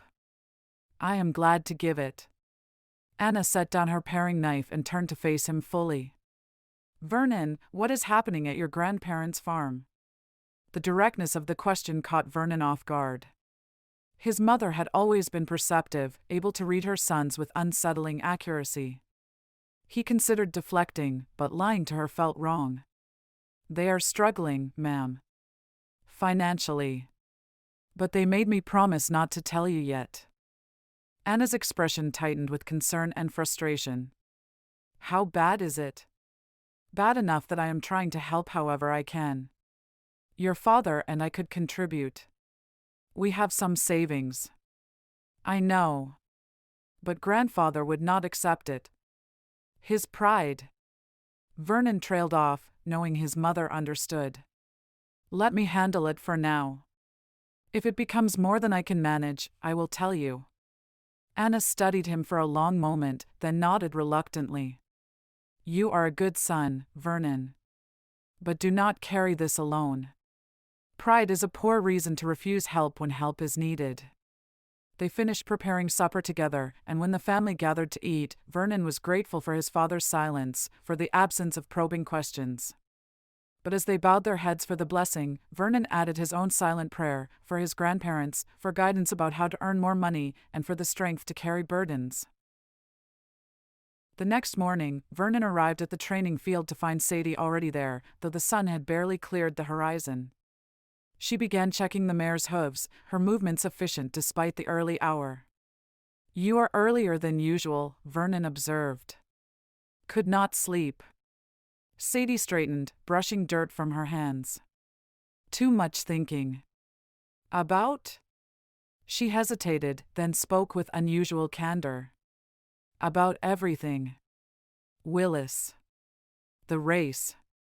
What comes after? She gestured toward the markers. Let us work. Thinking too much leads nowhere good. They ran through the training routine, the mare responding beautifully to Vernon's increasingly confident handling. He had learned her rhythms, her preferences, the subtle signals that indicated when she needed encouragement and when she needed restraint. The connection between them had grown genuine, built on hours of shared work rather than inherited expectation. After the final cool-down circuit, as Vernon unhitched the mare, Sadie spoke again, her voice quieter than before. Miriam says I am carrying too much alone. That I need to talk about what happened with Willis instead of pretending it does not hurt. Vernon glanced at her, surprised by the vulnerability in her admission. Do you want to talk about it? I do not know what to say. How do you explain that the person you planned your future around simply decided you were not worth coming back for? Sadie's hands twisted in her apron. I keep asking God why. Why did Willis leave? Why did he not write? Why am I not enough? You are enough, Sadie. Willis's choices say nothing about your worth. Do they not? If I were enough, if I mattered enough, he would have returned. Her voice broke slightly. Or at least he would have written to explain. To give me the dignity of an ending instead of leaving me waiting and wondering. Vernon set down the harness and moved closer, though he maintained a respectful distance. I wish I could give you those answers. But I cannot speak for Willis. I can only tell you what I know. My brother is not cruel. He is restless and confused and afraid of being trapped. But he is not cruel. Whatever his reasons for staying away, they are about him, not about you. Sadie looked at him, her eyes bright with unshed tears. How do you have faith when God feels distant? When prayers seem to go unanswered? The question pierced Vernon's own doubts, his own struggles with understanding divine purpose. I don't know if I have good faith, Sadie. I came home from Indianapolis because I could not hear God there. Everything was too loud, too busy. But here, in the quiet, I can hear again. Not always clearly, but enough. And what does he tell you? That showing up matters. That doing the next right thing is enough, even when I do not understand the larger plan. Vernon paused, choosing his words carefully. Bishop Stoltzfus told me that intention matters more than outcomes. We cannot control what others choose or how things unfold. We can only control who we choose to be in response. Sadie was quiet for a long moment, absorbing his words. Then she nodded slowly, as if accepting something she had been resisting. Thank you for being honest. For not offering empty reassurances. You deserve honesty. They finished their work in comfortable silence, and when Sadie drove away, Vernon felt as if something important again had shifted between them. Not romance, but a foundation of trust and mutual respect that could perhaps, someday, grow into something more. Vernon spent the afternoon making inquiries around the community, looking for work that could earn him money quickly.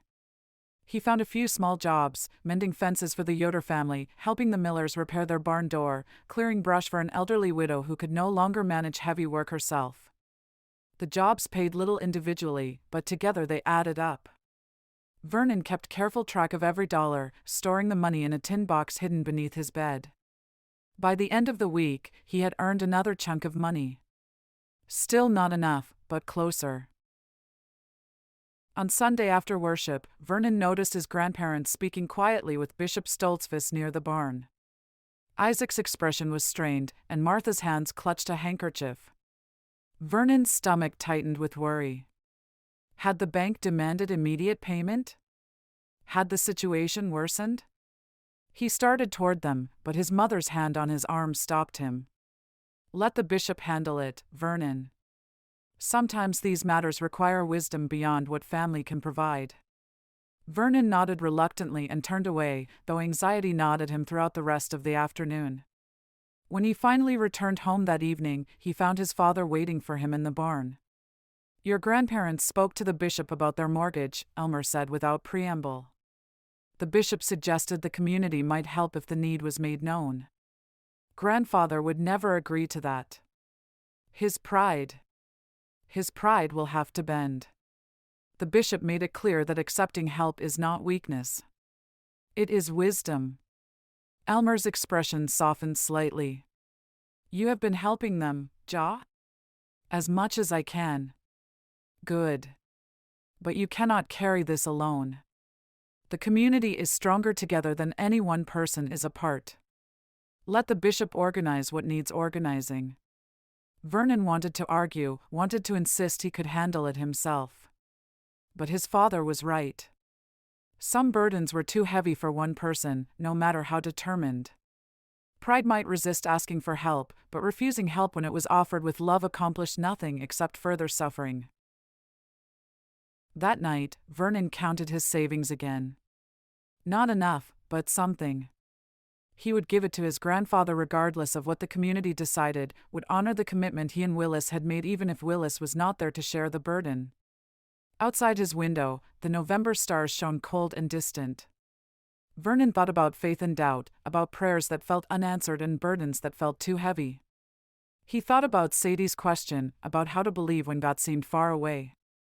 The answer, he realized, was simpler than he had thought.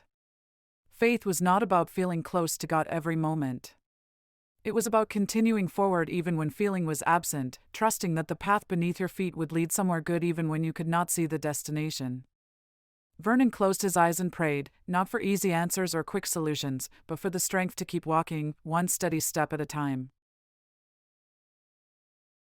Chapter 6. The training field was crowded on Thursday morning, more buggies and drivers than Vernon had seen at any previous session.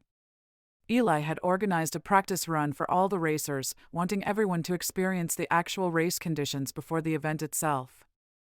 8 young men had committed to driving, their horses ranging from experienced to barely trained. Vernon arrived early with the bay mare, finding a spot along the fence line away from the clusters of excited conversation.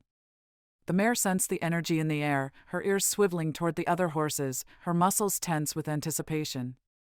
Vernon stroked her neck, murmuring quietly to settle her nerves. Sadie approached from the road, walking rather than driving. She carried a small bag of equipment and wore a heavy wool cloak against the morning chill. Her face looked drawn, shadows beneath her eyes suggesting another night of poor sleep. You look tired, Vernon said as she reached him. I am fine. Sadie set down her bag and moved to check the mare's harness, her hands working automatically. The whole district will be here this morning. Eli wants to make sure everyone understands the rules. Rules? Vernon had thought the race was simply about speed and skill. No whipping the horses beyond what is necessary for control. No deliberately forcing another buggy off the road. Stay in your lane unless passing, and pass only when the road is clear. Sadie tightened a buckle that did not need tightening. Remember 2 years ago when someone got reckless and nearly killed himself and 2 others? The elders almost banned the race entirely. Eli is determined to prove we can do this safely. Before Vernon could respond, Eli's voice called out across the field. Gather round. We need to go over the plan. The drivers assembled in a loose circle, some confident and eager, others nervous and uncertain. Vernon recognized most of them, young men he had grown up with or met at worship services. Jonas Beeler stood to Eli's right, his horse already stamping impatiently. Levi Troyer leaned against his buggy with studied casualness, though his white knuckles on the reins betrayed his tension. Eli stood in the center, his bearing that of someone accustomed to leadership.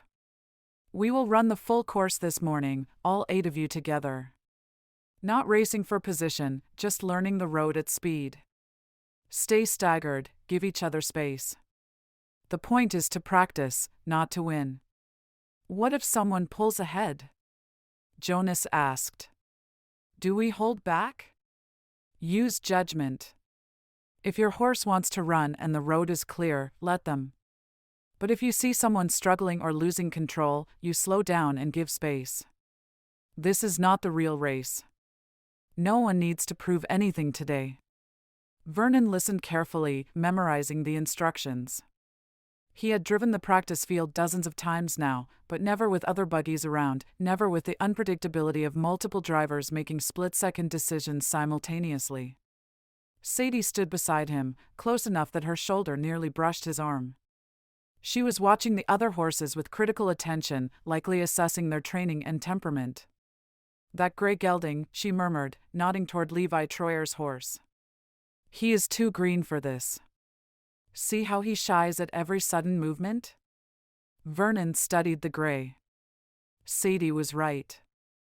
The animal's eyes showed too much white, his ears pinning back whenever another horse moved nearby. "Should Levi withdraw?" "He won't. I fear he has too much pride." Sadie's voice was tight with concern. "Try to stay clear of him. If the gray panics, Levi might not be able to control him." They moved to their positions, spacing out along the starting line Eli had marked with stakes. Vernon's heart hammered as he settled into the driver's seat, the reins familiar in his hands. The mare danced sideways, feeding off the energy of the other horses, and Vernon steadied her with a quiet word. Eli raised his hand. "On my signal. Remember, this is practice. Safe and steady." His hand dropped, and 8 buggies lurched forward. The mare leaped into motion, her powerful hindquarters propelling them from standing to full gallop in seconds. Vernon's hands tightened reflexively before he forced himself to relax, to trust the training he and Sadie had done. Wind tore at his hat, and the thunder of hooves surrounded him as the other drivers spread out along the road. For the first half-mile, everything went smoothly. The horses settled into their paces, the drivers finding their rhythm. Vernon kept the mare in the middle of the pack, neither pushing for the lead nor falling behind. He focused on reading the road ahead, on anticipating the turns Eli had described. Then Jonas Baller's horse surged forward, pulling ahead of the group with aggressive speed. Jonas laughed, clearly enjoying himself, and his enthusiasm infected others. 2 more drivers pushed their horses faster, trying to keep pace. Vernon held the mare back, remembering Eli's instructions about practicing rather than competing.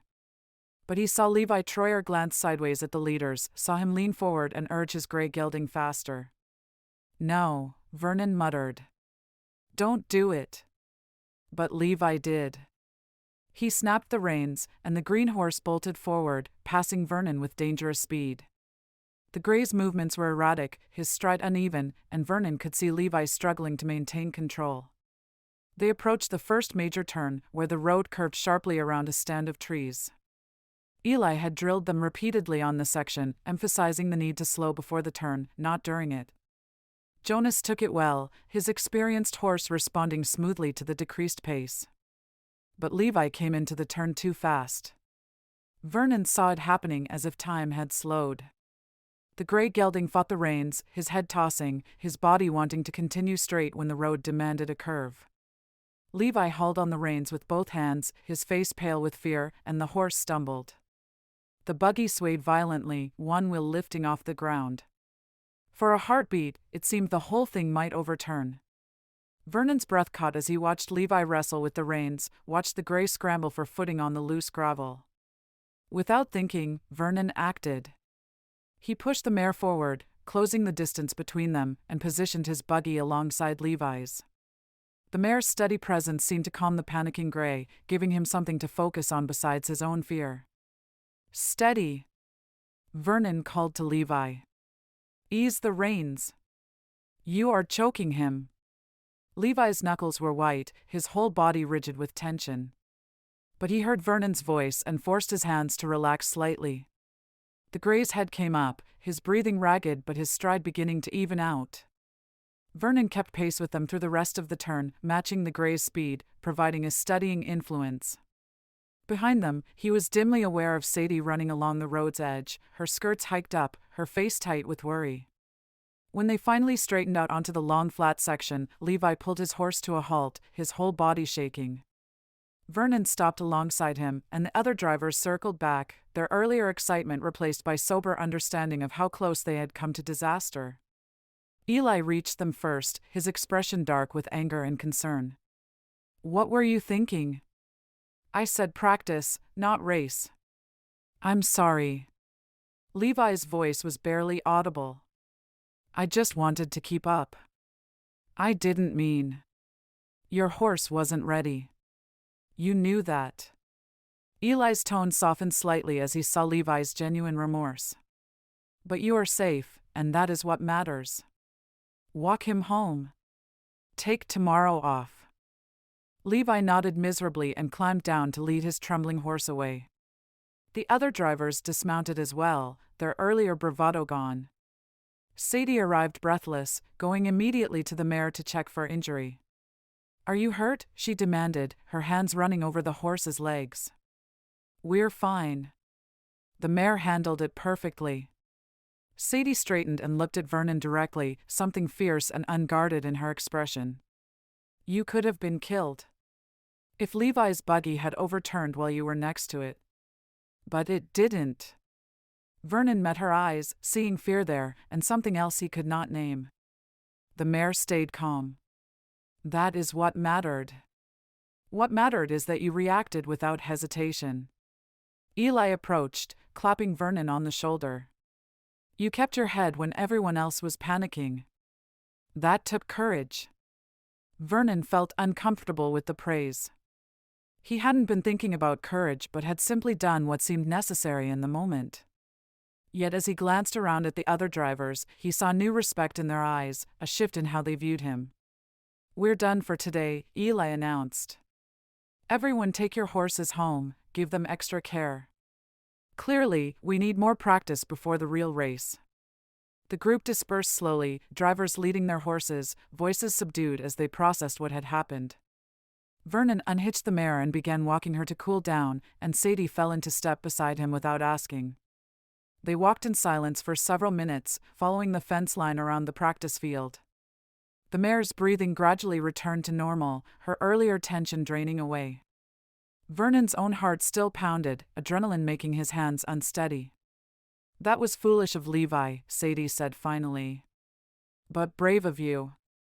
I didn't think about it. That is what makes it brave. Thinking gives you time to talk yourself out of action." Sadie glanced at him sideways. Willis would have done something similar. But he would have been showing off, proving he was the best driver. You were just helping someone who needed help. Vernon considered her words, hearing the distinction she was making. You keep comparing us. Noting the differences.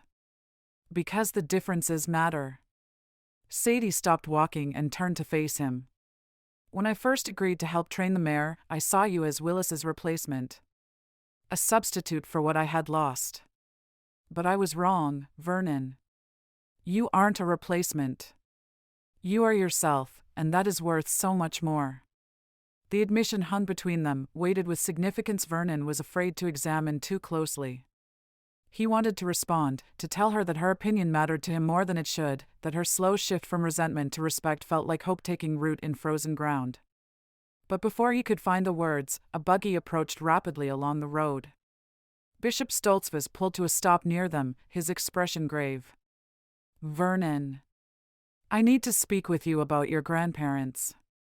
Vernon's stomach dropped. What happened? Your grandfather collapsed this morning while working in the barn. He is home now, resting, but the strain is too much for him. The mortgage, the farm work, all of it. The bishop's eyes were kind but firm. The community has agreed to help with the payment. But Isaac needs more than money. He needs physical help, someone strong and steady who can take on the heavy work. Vernon understood immediately what the bishop was implying. You want me to move there? To work the farm with him? Not forever. Just through the winter, until spring planting is done and we can assess what comes next. Bishop Stoltzfus looked at Sadie, then back to Vernon. Family comes first. Of course. Vernon did not hesitate, though his heart sank at the thought of leaving his parents' home, of disrupting the fragile routine he had built. When should I move? After the race. Give yourself this week to finish what you started here.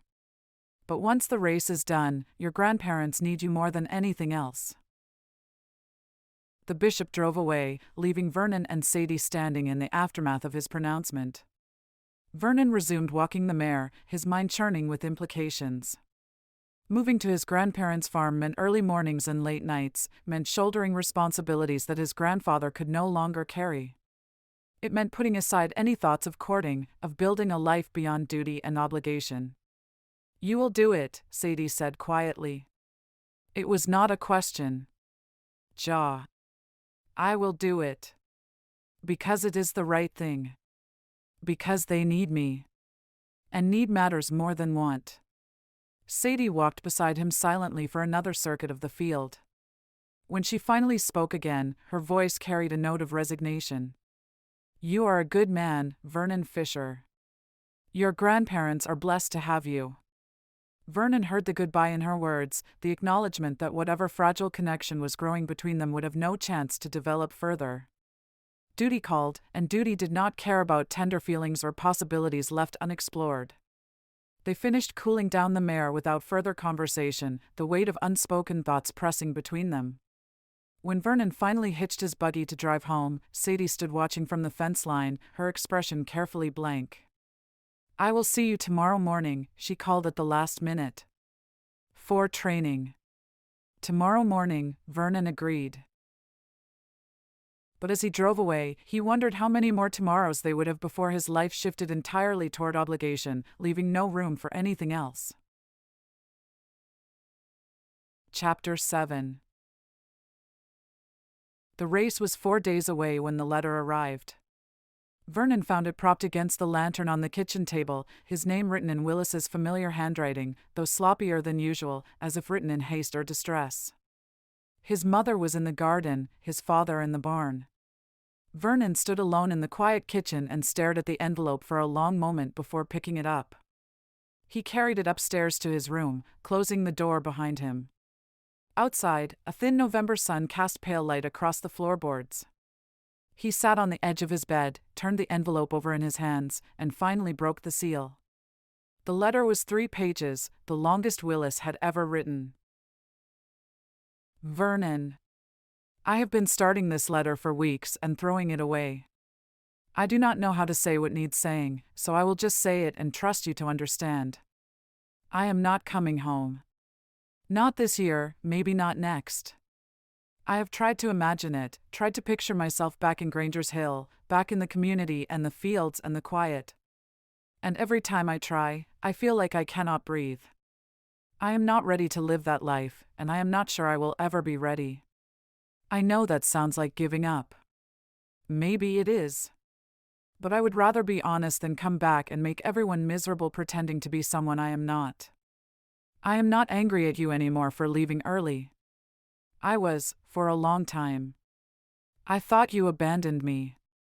But I understand now that you knew yourself better than I gave you credit for. You knew where you belonged, and you went there.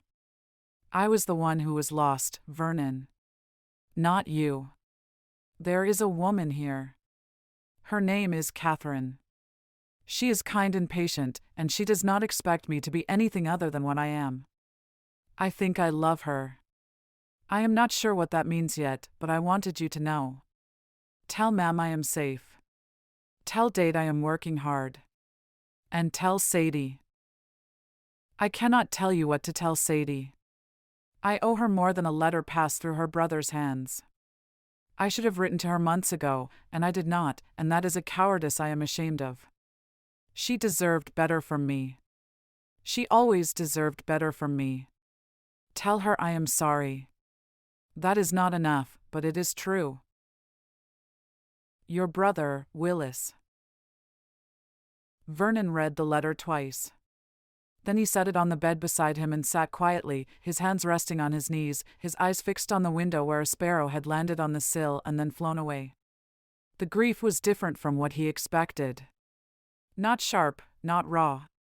More like the feeling of setting down a heavy load after carrying it for so long you had forgotten it was there. Willis was not coming back. The uncertainty was finished. Whatever came next, it would not involve waiting for his brother to return and set things right. He picked up the letter and read it one more time, then folded it carefully and placed it in his coat pocket. He had to tell Sadie. Not tomorrow, not after the race.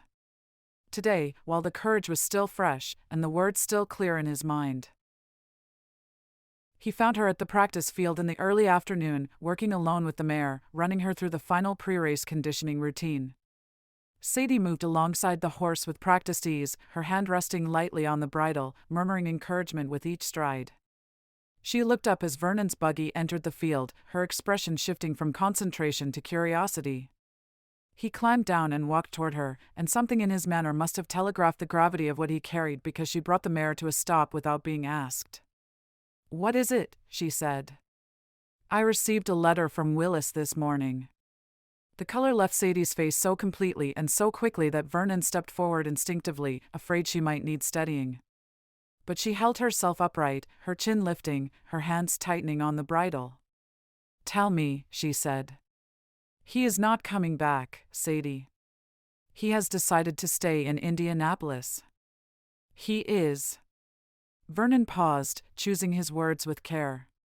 "He has met someone. A woman named Catherine." The silence that followed was the heaviest Vernon had ever stood inside. The mare shifted, sensing the change in Sadie's grip, and nickered softly. Sadie's free hand pressed flat against the horse's neck, steadying herself or the animal, perhaps both. "I see," she said finally. Her voice was remarkably even. "He asked me to tell you he is sorry. He knows that is not enough. He said he should have written months ago, and that his silence was a cowardice he is ashamed of." Vernon reached into his pocket and drew out the folded letter. "He wrote this himself. I want you to read it, not just hear my account of it. You deserve the truth in his own words." Sadie looked at the letter as if it might burn her. Then she reached out and took it with unsteady fingers. She did not open it immediately but held it against her chest, her eyes closing briefly. "Would you rather I leave you alone?" Vernon asked. "No." The word came quickly, with an urgency that surprised them both. Sadie opened her eyes and looked at him directly. "Please stay." They walked to the fence line and sat on the lower rail, the mare trailing loosely behind them, content to graze on the frost-dried grass nearby. Sadie unfolded the letter slowly and read it, her eyes moving across Willis's words. Vernon watched her face as she read, unable to help himself. He saw the moment she reached the part about Catherine, the barely perceptible tightening around her eyes. He saw her jaw set when she reached Willis's apology, the way she held very still as though movement might shatter something fragile inside her. When she finished, she folded the letter along its original creases and held it out to Vernon. He shook his head. "Keep it. You have more right to it than I do." Sadie looked down at the folded pages in her hands. Then, without warning, she pressed them to her mouth and her eyes filled. Not the quiet, controlled tears Vernon might have expected, but something deeper and more fundamental, grief that had been damned for months finally finding its release. Vernon sat very still beside her, not reaching out, not offering words that would interrupt what needed to happen. The mare lifted her head from grazing and moved closer, as if she too sensed what the moment required. After a while, Sadie lowered the letter from her face and exhaled slowly. Her cheeks were wet and her eyes were red, but her expression was different from the careful neutrality she had worn for weeks. Something had shifted beneath the surface, some long-held tension finally released. "I knew," she said quietly. "Not about Catherine. But I knew he was not coming back. I think I have known since summer." "Why did you keep waiting?" "Because knowing and accepting are different things." Sadie wiped her cheeks with her sleeve. "If I accepted it, I had to stop hoping. And hope, even foolish hope, is easier to carry than grief." Vernon looked out across the empty field, giving her space while remaining at her side. The November light was thin and golden, casting long shadows from the fence posts across the frozen ground. "I waited for him for 2 years," she continued after a while. Her voice was steadier now, grief making room for something more reflective. "While he was on Rumspringa, while you were both in Indianapolis. I told myself he was coming back, that everything would be as we planned. I turned down 2 other young men who asked about courting. I said no because I was waiting for Willis Fisher." Vernon felt the weight of that admission settle in his chest. She had sacrificed real possibilities for a future that was never going to come. The loss was not just Willis. It was 2 years of her own life spent in suspension, waiting for a man who had already chosen differently. "I am sorry," Vernon said. "You deserved better than that." Willis said the same thing in his letter. Sadie's mouth curved in something that was not quite a smile. Curious how much easier it is to say it after the fact. They sat in silence, but it was not the guarded silence of their early mornings. This was something different, something that held trust in its texture. Sadie had wept without apology in front of Vernon, and Vernon had stayed without intrusion. They had moved past the careful performances they had each maintained and arrived at something more honest. "Do you know what I kept thinking, all those months?" Sadie said. "I kept thinking it was my fault. That if I had been more lively, more interesting, more beautiful, he would have come back. That the right woman would have been enough reason. That isn't how it sometimes works. I know that now. In my mind, I know it. But the heart does not always listen to the mind." Sadie turned to look at Vernon, studying his face with quiet intensity. "You are not at all like him, are you? Not just in manner. In the way you think, the way you make decisions. We were raised in the same house by the same parents," Vernon said carefully. "But we were never the same person. He made everything feel exciting and possible. Like the best version of tomorrow was just around the corner." Sadie paused. "You make everything feel safe. Like wherever you are, the ground is solid." Vernon absorbed the comparison without flinching from it. "Does safe feel like a poor substitute for exciting?" Sadie considered the question seriously, the way she considered everything. "Maybe it used to." She looked back out at the field. "Now I think I understand that excitement is a feeling, and feelings pass. But safe is a choice someone makes every day. That is harder. And worth more." The words landed somewhere deep in Vernon's chest, settling there with the quiet certainty of something true. He did not respond immediately, knowing that some moments were not improved by speaking into them. The mare wandered back to them, nudging Sadie's shoulder with her nose, and Sadie laughed, a soft sound of surprise that loosened something in the afternoon air. "Greedy creature," she murmured, scratching affectionately behind the horse's ear. "Always wanting attention at the wrong moment. Perhaps she has the right idea." Vernon reached into his coat pocket and produced the peppermint he had taken to carrying for the mare's sake. He held it out on his flat palm, and the horse accepted it delicately, her whiskers tickling his skin. Sadie watched the exchange, and when she met Vernon's eyes, the careful distance that had lived in her gaze for weeks was genuinely absent. Not replaced by something bold or obvious. Simply absent, leaving space for something quieter and more honest to exist in its place. "I want to release you from it," Sadie said suddenly. Vernon looked at her, puzzled. "From what?" "From whatever obligation you have been carrying. The feeling that you owe me something because Willis did not return. The sense that you need to make amends on his behalf." Sadie held his gaze steadily. You don't owe me anything, Vernon. What happened between Willis and me has nothing to do with you. I want you to know that. Vernon had not realized how heavily he had been carrying that weight until she named it and removed it. He exhaled slowly. Thank you. Thank yourself. You showed up when you didn't have to, worked alongside me when I was cold and unkind, told me hard truths when softer ones would have been easier to offer. Sadie folded Willis's letter once more and tucked it into her apron pocket. Whatever Willis could not do, Vernon, you have done without being asked. That matters.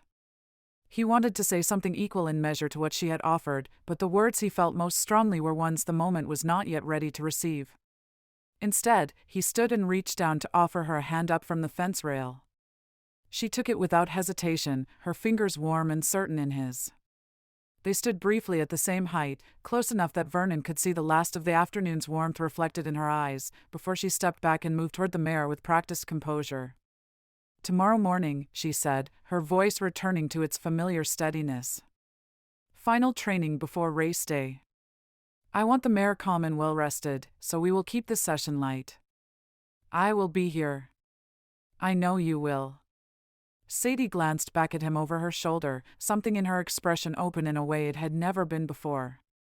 You always are.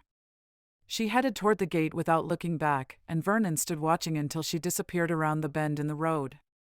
The thin winter sun had nearly reached the tree line, painting the empty field in tones of amber and copper.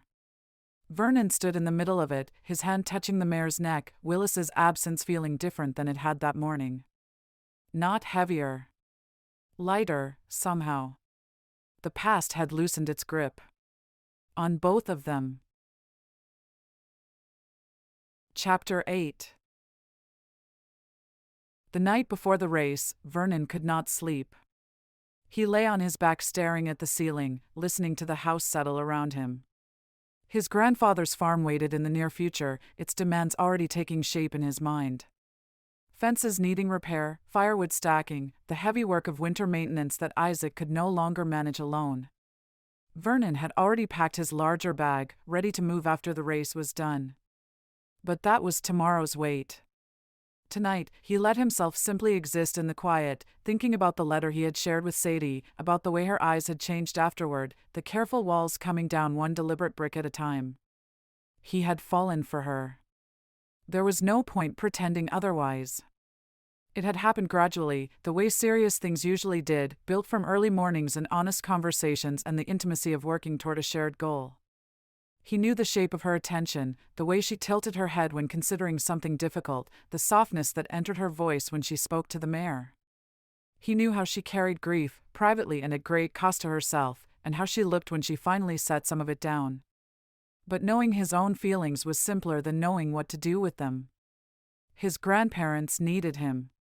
That was not a burden he resented but a commitment he had chosen, and chosen freely. Courting required time and presence and emotional energy, none of which Vernon could promise while carrying his family's needs on his shoulders. He closed his eyes and prayed for clarity, for the wisdom to honor his obligations without losing sight of what else mattered. Then he slept, and his dreams were quiet. Dawn came cold and sharp, the sky above Granger's Hill streaked with pale rose and silver.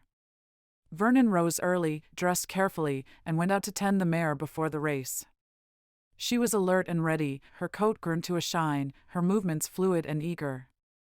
He spent 20 minutes simply being with her, no harness or commands, just presence. His father appeared in the barn doorway as Vernon finished, a rare occurrence at this hour. "How does she look?" Elmer asked. "Ready." His father nodded, studying the mare with the quiet appreciation of a man who understood horses. "And you?" "Ready enough." Elmer stepped into the barn and moved to the mare's side, running one large hand along her flank. He was not a man who offered sentiment easily or often, but he stood beside his son in the cool morning light with the companionship of shared purpose. "Your grandfather will be there," Elmer said. He insisted. "Your grandmother could not stop him." Vernon smiled despite himself. "Of course he insisted. He is proud of you. He does not say it, but I know him. Elmer met Vernon's eyes briefly. As am I. He turned and walked back toward the house before Vernon could respond, the words left hanging in the morning air like something deliberate. Vernon stood with them for a moment, then finished preparing the mare and hitched her to the buggy Eli had arranged, lighter and lower than a standard family buggy.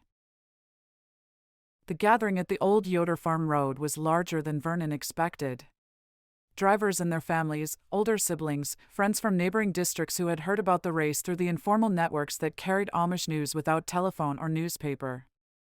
Lanterns were still lit against the pre-dawn darkness, their warm glow pooling across the frost-hard ground. Sadie was already there. She stood near the starting markers with Miriam, both wrapped in heavy cloaks, their breath making small clouds in the frigid air. When Vernon pulled the buggy into position, Sadie came forward immediately, moving to check the harness and traces with practiced hands. Her fingers were quick and sure, finding a loose buckle on the chest strap and tightening it without comment. "How is she?" Sadie asked, her eyes on the mare. "Calm. Better than I am." Sadie glanced up at that, and the corner of her mouth curved in the small, genuine smile Vernon had come to treasure precisely because it was rare. "You will be fine. You know this horse and she knows you. That is enough. You sound certain." "I am certain." She moved around to check the wheel fastenings, her voice dropping slightly. "I have watched you every morning for weeks, Vernon. You are ready. More ready than you believe." The confidence in her voice settled something in his chest. He watched her complete her inspection, the thoroughness she brought to every task, the care she invested in things that mattered to her. She had invested that care in the mare's preparation, which meant she had invested it in him by extension. He did not take that lightly. Eli called the drivers together for final instructions. 8 young men lined up, their horses restless with energy, the cold air charged with anticipation. Vernon took his place in the line, fourth from the outside, his position chosen deliberately. Not too near the fence where the footing was treacherous, not so far out that he would lose ground on the curves. "Remember the rules," Eli said, his voice carrying clearly in the still morning air. "This is a race, not a battle. You are competing with each other, not against each other. The road is long enough for all of us if we use it wisely." He paused, looking down the line. "And when you round the curve before the bridge, ease off before you commit to it. That is where men get foolish." Several drivers nodded, Levi Troyer among them. He had returned with a calmer horse this time, having wisely left the gray gelding at home. Vernon caught his eye, and Levi gave a small nod of acknowledgement, the kind that passes between men who have shared a dangerous moment and come through it changed. Vernon looked back toward the spectators and found Sadie immediately, as if his eyes knew where to go without guidance. She stood slightly apart from the crowd, her hands clasped in front of her, watching him with an expression he could not fully read at this distance. But she was watching, and that was enough. Bishop Stoltzfus stood further back, near the fence line, his hat pulled low against the cold. His presence was neither approval nor condemnation, simply witness. Vernon found it oddly comforting, the bishop's steady gaze a reminder that authority could observe without punishing, that wisdom sometimes expressed itself through restraint. Isaac and Martha Fisher stood together nearby, Martha's hand tucked into her husband's arm. Isaac's posture was straight despite his age, his chin lifted, his eyes moving along the line of drivers until they found his grandson. He raised one hand in a slow, deliberate gesture. Vernon responded in kind. Eli raised the starting flag. The mare's ears went forward, her whole body poised and trembling with contained energy. Vernon felt it through the reins, that fine-tuned alertness that separated a well-trained horse from a merely fast one. He breathed steadily, willing calm into his hands. The flag dropped. 8 horses launched forward simultaneously, and the world became noise and motion and cold air rushing against Vernon's face. The mare found her stride immediately, smooth and powerful, her hoofs striking the frost-hard road in a steady rhythm that Vernon matched with his breathing. He let her run without forcing her, trusting her to give what she had without demanding more than she could sustain. For the first quarter mile, the field was tightly bunched, drivers jostling for position. Jonas Beeler pushed to the front immediately, his horse longer-legged and more aggressive. 2 others fought for second and third, their wheels dangerously close on the narrow road. Vernon held his line, patient, resisting the pull of competition that urged him to push harder. He passed the first marker, a white stone at the road's edge, and eased the mare into the curve that followed. She took it cleanly, her balance perfect, and they emerged from the turn in 4th place. The driver ahead of him, a young man named Daniel Glick, was pushing his horse too hard, the animal's breathing already ragged. "Steady," Vernon murmured to the mare. "Steady now." They passed the half-mile mark. Daniel's horse began to tire, his stride shortening, and Vernon moved past him without drama, simply maintaining pace while the other horse faltered. 3rd place.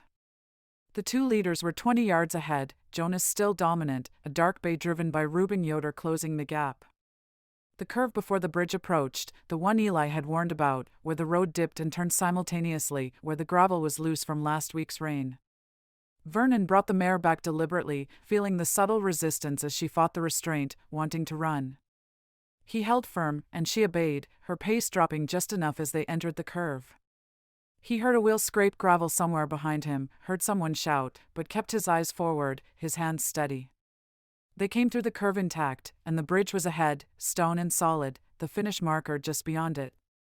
Vernon gave the mare her head for the final stretch, and she responded magnificently, digging deep for speed she had been conserving, her hooves hammering the road with joyful abandon. They crossed the bridge in 3rd place, half a length behind Reuben Yoder's dark bay, Jonas Beeler several lengths ahead with the win already his.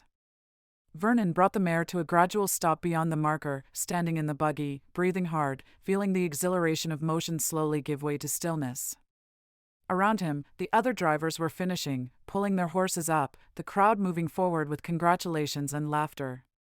The race was done, and no one was hurt, and the morning felt clean and bright with relief. Vernon climbed down on legs that were steadier than expected. He went immediately to the mare's head, checking her over, running his hands along her legs feeling for heat or irregularity. She was blowing hard but sound, her eyes bright with the satisfaction of an animal that has been allowed to do what it was built to do. 3rd place, said a voice beside him. Sadie stood at his shoulder, closer than she usually allowed herself. Her cheeks were flushed from the cold and her eyes were bright, and she was looking at him rather than the horse. 3rd place, Vernon agreed. You took that final curve perfectly. I watched you ease off exactly when you needed to. I remembered your instructions. You remembered, and then you trusted yourself. Those are different things. Sadie reached past him to stroke the mare's neck, her arm briefly near his. Willis would have pushed through that curve trying for second. He would have taken the risk. I know. 3rd place and both of you standing. That is worth more than second in a ditch. Her voice was quiet, meant only for him. I am glad you drove it your way. They stood together attending to the mare while the celebration moved around them, noise and congratulations flowing past like a river around 2 stones. Vernon was aware of Sadie's nearness with clarity, the small distance between them charged with the accumulated weight of weeks of honesty and shared effort. Miriam appeared, embracing Sadie with warm enthusiasm before turning to Vernon with genuine approval. Well driven. Levi said you saved him during practice. It seems the steadiest driver finished exactly where he should. 3rd is not winning, Vernon said. 3rd is not losing either, Miriam replied, and the look she exchanged with Sadie carried a meaning Vernon was not supposed to notice. Isaac made his way through the crowd, Martha on his arm, both moving with more energy than Vernon had seen from his grandfather in weeks. Isaac stopped before Vernon and gripped his shoulder with a hand that was surprisingly strong. Good driving. Controlled. Careful. His eyes held something that caused him to show. Your grandmother and I, we want you to know something. The community's help with the mortgage, your help, all of it. We are grateful. More than we can say. Martha pressed Vernon's hand between both of hers. You are moving in next week. And you bring your whole self, Vernon, not just your work. We want your company, not just your labor. Vernon felt the tightness in his throat that he would not give into. I know, grandmother. There is one more thing, Isaac said, his voice dropping. When the time is right, when your obligations are settled, do not let pride or duty keep you from what your heart wants. Life is short, and men deserve happiness. His grandfather's gaze moved briefly, unmistakably, towards Sadie before returning to Vernon. Vernon said nothing, but the words found their mark. As the crowd began to thin and the morning moved toward midday, Vernon found Sadie one more time. She was standing at the fence with her back to the crowd, looking out over the empty field beyond, the one where they had trained through cold mornings and difficult conversations. He stood beside her, close enough that their shoulders nearly touched. "What are you thinking about?" he asked. Sadie was quiet for a moment. "About how different today feels from what I expected it would, even a month ago." She turned her head to look at him, her expression open and undefended in a way that made Vernon's breath catch. "I expected today to be about Willis. About his horse and his race and his absence. And instead, it is simply about today. Is that better?" Sadie said, without hesitation and without qualification. "It is very much better." The morning light lay across the field between them and the horizon, pale gold and quiet. Vernon stood in it beside Sadie Schwartz and felt, for the first time since returning home, that the life he was living was entirely his own. He would move to his grandparents' farm. He would do the work that needed doing. He would be the steady, dependable person he had always been. But underneath the duty and the obligation, something was growing that owed nothing to Willis's memory or anyone's expectations. It was fragile yet, and unnamed. But it was his, and it was real. That was enough for now. Chapter 9. Winter settled over Granger's Hill with quiet authority. Snow came in gentle, persistent waves, blanketing the fields and softening the edges of barns and fences. Vernon had been living at his grandparents' farm for 6 weeks, and the rhythm of the work had become as natural as breathing. He rose before dawn each day to tend the animals, breaking ice on water troughs, distributing feed, checking for illness or injury. Then he worked alongside Isaac when his grandfather's strength permitted, alone when it did not.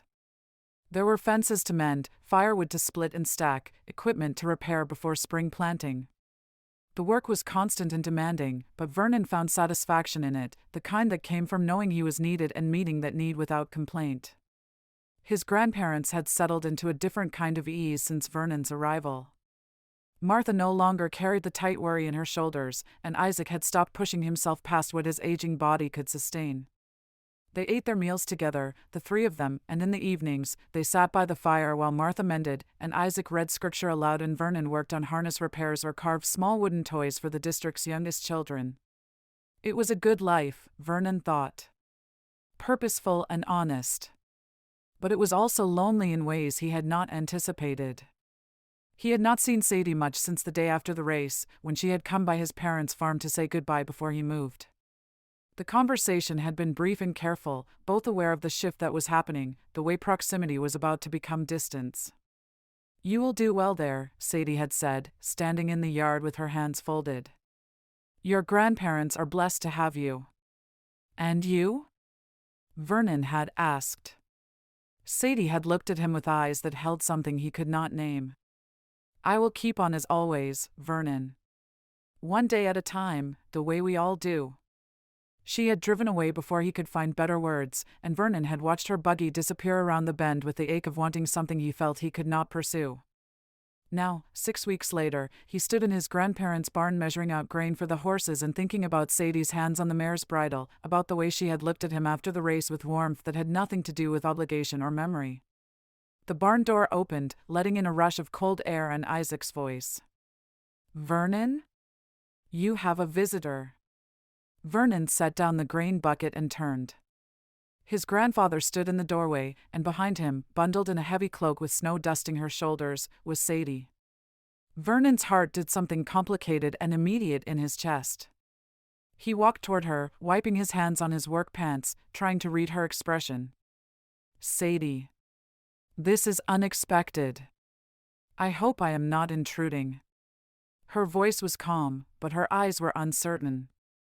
"I came to see how you are settling in. And to bring something for your grandmother."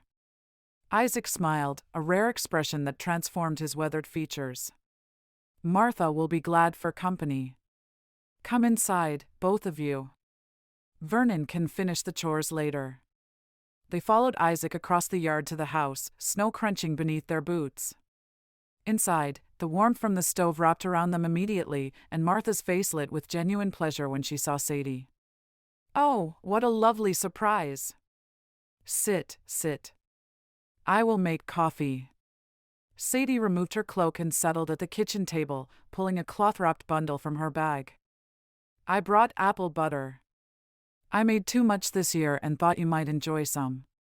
Martha accepted the gift with the grace of someone who understood that giving allowed the giver dignity. "Thank you, child. We will have it with our breakfast bread tomorrow." Isaac excused himself to rest, his energy depleted from the morning's light work, and Martha busied herself with the coffee, leaving Vernon and Sadie sitting across from each other at the worn table. The silence between them was not uncomfortable, but it held weight. "Did you see the mare?" Vernon asked finally. "I did. On the way to the barn. Missing the work, I think." Sadie paused, then added, "She is not the only one who misses the work." Vernon met her eyes. "You miss training?" "I miss the mornings. The purpose. The—" She hesitated, choosing her words with visible care. "The company." Martha returned with coffee and cookies, setting them on the table with a knowing smile that she did not quite hide. "I need to check on your grandfather. You two visit. Vernon barely speaks to anyone besides us and the horses. He could use conversation with someone his own age." She left before either of them could respond, and Vernon found himself alone with Sadie in the quiet kitchen, snow falling steadily beyond the window, the world reduced to this small, warm space. "Your grandmother is not subtle," Sadie observed, a hint of amusement in her voice. "No. She is not." Vernon wrapped his hands around his coffee cup. "But she is right that I have been poor company. The work keeps me busy, but it is solitary work." "Do you mind it? The solitude?" Vernon considered the question honestly. "Sometimes. I chose this, and I do not regret it. But there are moments when I wish." He stopped, uncertain how much truth the moment could hold. "When you wish what?" "When I wish I had chosen differently. Or that I could choose both things at once." Vernon looked at her directly. "Duty and desire do not always live peacefully together, Sadie." The words hung between them, more honest than was probably wise. Sadie's expression shifted, something vulnerable entering her eyes. "No," she said quietly. "They do not." They drank their coffee in silence, the only sounds the crackling of the fire and the soft murmur of Martha's voice from the other room. Vernon was acutely aware of everything about Sadie in this moment. The way she held her cup with both hands for warmth. The small callus on her thumb from holding reins. The shade of green in her dress that brought out the warmth in her brown eyes. "I need to tell you something," Sadie said finally, setting down her cup. "And I am going to say it plainly because I have learned that waiting for the perfect moment means never speaking at all." Vernon's pulse quickened. "All right. I came here today because I could not stay away any longer. I told myself I was bringing apple butter to your grandmother, and that is true. But it is not the whole truth." She met his eyes without flinching. "The whole truth is that I miss you, Vernon. I miss our mornings together and the way you listen when I speak and the steadiness you bring to everything you touch. And I needed you to know that." The admission landed in Vernon's chest like something both heavy and weightless at once. He opened his mouth to respond, but Sadie held up one hand. "Let me finish. Please." She drew a breath. "I know you have obligations here. I know your grandparents need you and that moving here was the right choice. I am not asking you to change any of that. But I also know that I spent 2 years waiting for Willis Fisher to decide whether I was worth coming back for, and I will not spend another 2 years waiting in silence for something that might never be offered." Her voice was steady, but her hands trembled slightly. "So, I am offering it instead. If you want me, Vernon, if you want to court me properly when the time is right, then I am saying ja. I am choosing you, freely and without reservation. But I need to know if you are choosing me too. Vernon stood abruptly, the chair scraping against the floor. Sadie's eyes widened slightly, uncertainty flickering across her face. He moved around the table and stood before her, his hands at his sides, his heart hammering. He could see that she feared she'd said too much. And indeed, it was bold for a girl in their community, but he loved her for it. I have been choosing you since the first morning you agreed to help train the mare, he said, his voice rough with feeling he had kept restrained for too long. I choose you when I wake up and when I work and when I pray at night. I choose you every time I think about what comes after duty is done and obligations are met. He paused. But I have nothing to offer you yet, Sadie. I am living in my grandparents' house, working their land, earning no wage. I cannot court you properly when I have no home of my own, no future I can promise. Sadie stood as well, bringing them to eye level, close enough that Vernon could see the gold flecks in her brown eyes. I am not asking for promises, Vernon. I am asking for honesty. For you to stop carrying everything alone and let me stand beside you while you do what needs doing. You deserve more than that. I deserve to choose for myself what is enough. Her voice was firm now, all hesitation gone. And you are enough, Vernon Fisher. Just as you are, right now, with all your obligations and uncertainties. You are enough for me. The words broke something loose in Vernon's chest, something that had been bound tight since he first returned to Granger's Hill carrying the weight of being the twin who came home. He reached for Sadie's hand, and she gave it without hesitation, her fingers warm and sure in his. I want to court you, he said quietly. When I can do it properly, when I have something more than duty to offer. Then court me improperly for now. A smile tugged at Sadie's mouth. Come to Sunday suppers at my parents' house. Let me visit here and help with work when your grandparents need extra hands. Write me letters if you cannot visit. Give me your honesty and your time when you have it to spare, and that will be enough until proper courting is possible. Vernon felt the smile spreading across his own face, unfamiliar and welcome. Improper courting. I do not think the bishop would approve. The bishop is wiser than you think. And he wants to see you happy as much as anyone. Sadie's expression grew more serious. I spoke with him last week. About you, about Willis, about moving forward. He said that faithfulness sometimes means choosing life instead of waiting for life to choose us. Before Vernon could respond, Martha's voice called from the doorway. Are you two going to stand there holding hands all afternoon, or are you going to tell us the good news? They turned to find both grandparents standing in the doorway, Isaac's arm around Martha's shoulders, both beaming with undisguised pleasure. Vernon felt heat rise in his face. You were listening. Old people do not sleep as much as young people think, Isaac said, his eyes twinkling. And thin walls make poor secrets. Martha moved forward and embraced Sadie warmly. Welcome, child. You are always welcome in this house, for any reason or no reason at all. Thank you. Sadie's voice was thick with emotion. That means more than you know. And Vernon, Isaac said, his tone becoming more serious. Your grandmother and I have been talking. This farm is too much for us now, even with your help. We are thinking of selling it after spring planting, moving to the Dotty house on your parents' property. Vernon felt his stomach drop. Selling? But this has been your home for 50 years. Ja, it has. And it has been a good home. But we are tired. Tired of worry and debt and work that is too heavy for old bones.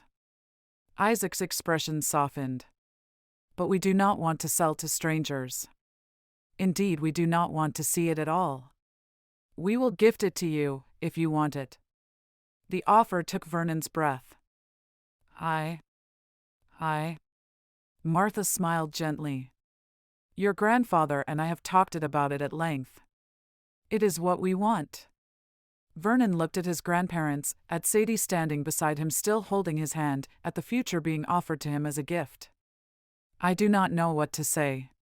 Isaac said, "Talk to Sadie. Talk to your parents. Pray on it. But know that this farm could be yours if you want it. A place to build a life, to start a family when the time comes." Sadie's hand tightened in Vernon's, and when he looked at her, he saw his own wonder reflected in her eyes. That evening, after Sadie had gone home and his grandparents had retired for the night, Vernon stood in the barn with the horses, his thoughts spinning through everything that had shifted in the space of a single afternoon. The mare nickered softly, recognizing him even in the dim lamplight, and he moved to her stall. "What do you think?" he murmured, stroking her neck. "Should I believe this is possible?" The mare had no answer except her warm presence, but Vernon found comfort in it anyway. He thought about Sadie's courage in speaking first, in choosing him without waiting for permission or perfect timing. He thought about his grandparents' generosity, offering not just a farm but a future built on trust and love. He thought about the long months of carrying Willis's shadow, of wondering if he would ever be seen as himself rather than as someone's replacement. And he realized that somewhere along the way, without noticing the moment it happened, he had stopped being the twin who returned and simply become Vernon.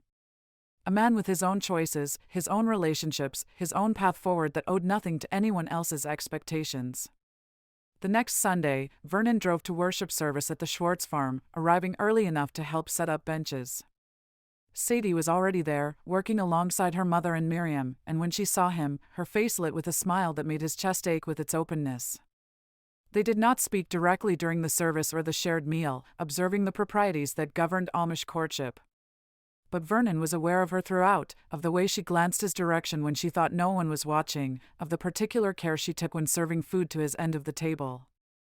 After the meal, as families began hitching buggies for the journey home, Bishop Stoltzfus approached Vernon near the barn.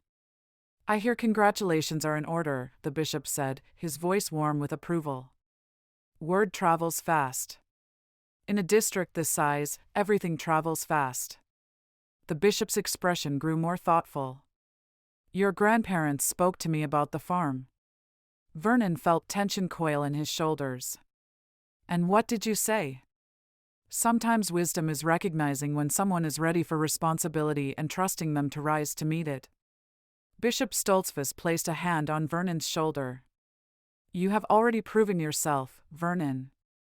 Through the choices you made when they cost you something, through the steadiness you showed when others were reckless, through the way you chose duty without losing sight of your own heart.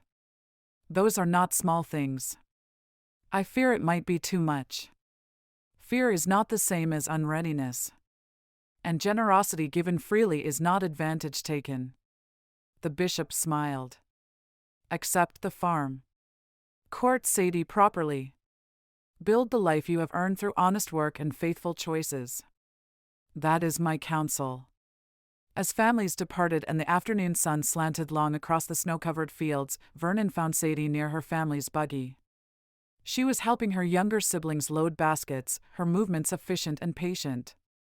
When she finished, she turned and found him waiting. "Walk with me?" Vernon asked.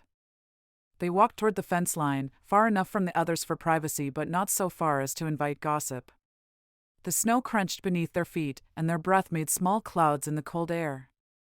"I am going to gratefully accept my grandparents' offer," Vernon said. "The farm, all of it." Sadie's face broke into a smile of such pure joy that Vernon felt his own heart lift in response. "I am so glad. The work will be constant, and money might be tight for years. I will have to prove I can manage the land and keep everything running." He paused, gathering courage. "But I want to do it with you beside me. Not just as someone I am courting, but as a partner. Someone who helps make decisions and shares the burdens and builds this life together." "Is that a proposal, Vernon Fisher?" Vernon felt heat rise in his face despite the cold. "Not yet. Not properly. But it is a promise of one, when the time is right. When I can offer it without shame or uncertainty." Sadie stepped closer, her eyes serious and warm. "Then I accept your promise. And I give you one in return. When you ask, Vernon, my answer will be jaw. Because you see me as I am and choose me. Because you make me laugh and you carry your faith with humility and you showed me what it means to be chosen freely rather than settled for. Vernon wanted to kiss her. The desire was immediate and overwhelming, but they were still visible from the buggies, and propriety mattered even in moments of private joy. Instead, he took her hand again, the way he had in his grandparents' kitchen, and held it with all the care he felt but could not yet express with greater intimacy. "I will court you properly starting today," he said. "And when spring comes and the farm is truly mine, I will ask the question we both already know the answer to." "I will be waiting," Sadie said. "But not the way I waited before. This time I know what I am waiting for. And I know it is worth it." They walked back to the buggies hand in hand, and if people noticed, no one commented beyond the occasional warm smile. Vernon helped Sadie into her family's buggy, their fingers lingering a moment longer than necessary, and then stepped back to let them depart. He drove home to his grandparents' farm as the winter sun set, painting the snow in shades of rose and gold. The mare pulled the buggy with easy familiarity, and Vernon let his mind wander forward to spring, to planting, to the first harvest he would bring in as the farm's owner rather than a helper. He thought about Sadie working beside him in the garden, about children running through the fields someday, about growing old in the house where his grandparents had built their own life together. The future unfurled in his mind like a road he could not see the end of but trusted to lead somewhere good.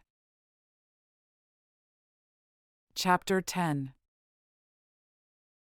When he reached the farm, Isaac was waiting on the porch despite the cold, wrapped in a heavy coat. Vernon tied the mare and climbed the steps, and his grandfather gripped his shoulder with hands that trembled slightly but held firm. "You spoke to her?" "I did. And we will court properly, with the intention of marriage when the time is right." Isaac's face broke into a smile that erased years from his weathered features. "Then the farm is yours. And may you fill it with as much love and laughter as your grandmother and I have known here." Vernon embraced his grandfather, feeling the frailty beneath the coat, feeling also the strength that had sustained two people through 50 years of partnership and struggle and joy. This was what he wanted to build. Not excitement or drama or the kind of love that burned hot and fast, but the steady, enduring kind that showed up every morning and chose the same person over and over until choosing became as natural as breathing. That night, Vernon sat at the small desk in his room and pulled out paper and pen. He wrote 2 letters.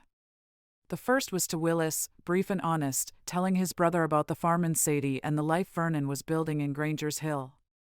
He did not ask Willis to approve or understand, did not seek permission or blessing. He simply shared the news as one brother to another, without expectation or resentment. The second letter was to Sadie, longer and more careful, putting into words what he had not said perfectly that afternoon. He wrote about his hopes for the farm, about his gratitude for her courage in speaking first, about the future he saw when he let himself imagine it fully. He wrote until his hand cramped, and the lamp oil burned low, and then he sealed the letter and set it aside to deliver the next time he saw her. Outside, snow began to fall again, soft and persistent. Vernon watched it through the window, watched it cover the fields and fences and roads, making everything clean and new. Winter would pass, as it always did. Spring would come with its demands and opportunities. And Vernon would be ready, not because he had everything figured out, but because he had learned to trust that showing up, day after day, was enough. He was the twin who returned. But he was also Vernon Fisher, farmer and horseman and faithful man. Chosen and choosing. Building a life that was entirely his own. And that, finally, was more than enough. It was everything. The end. Thank you for listening to this heartwarming story by Hannah Miller. You can be assured that all her books are clean and wholesome. To find other romances by Hannah Miller, as well as the other authors at Tika House Publishing, visit www.tikahousepublishing.com. Remember to hit like and subscribe, and we will see you in the next Hannah Miller Amish romance.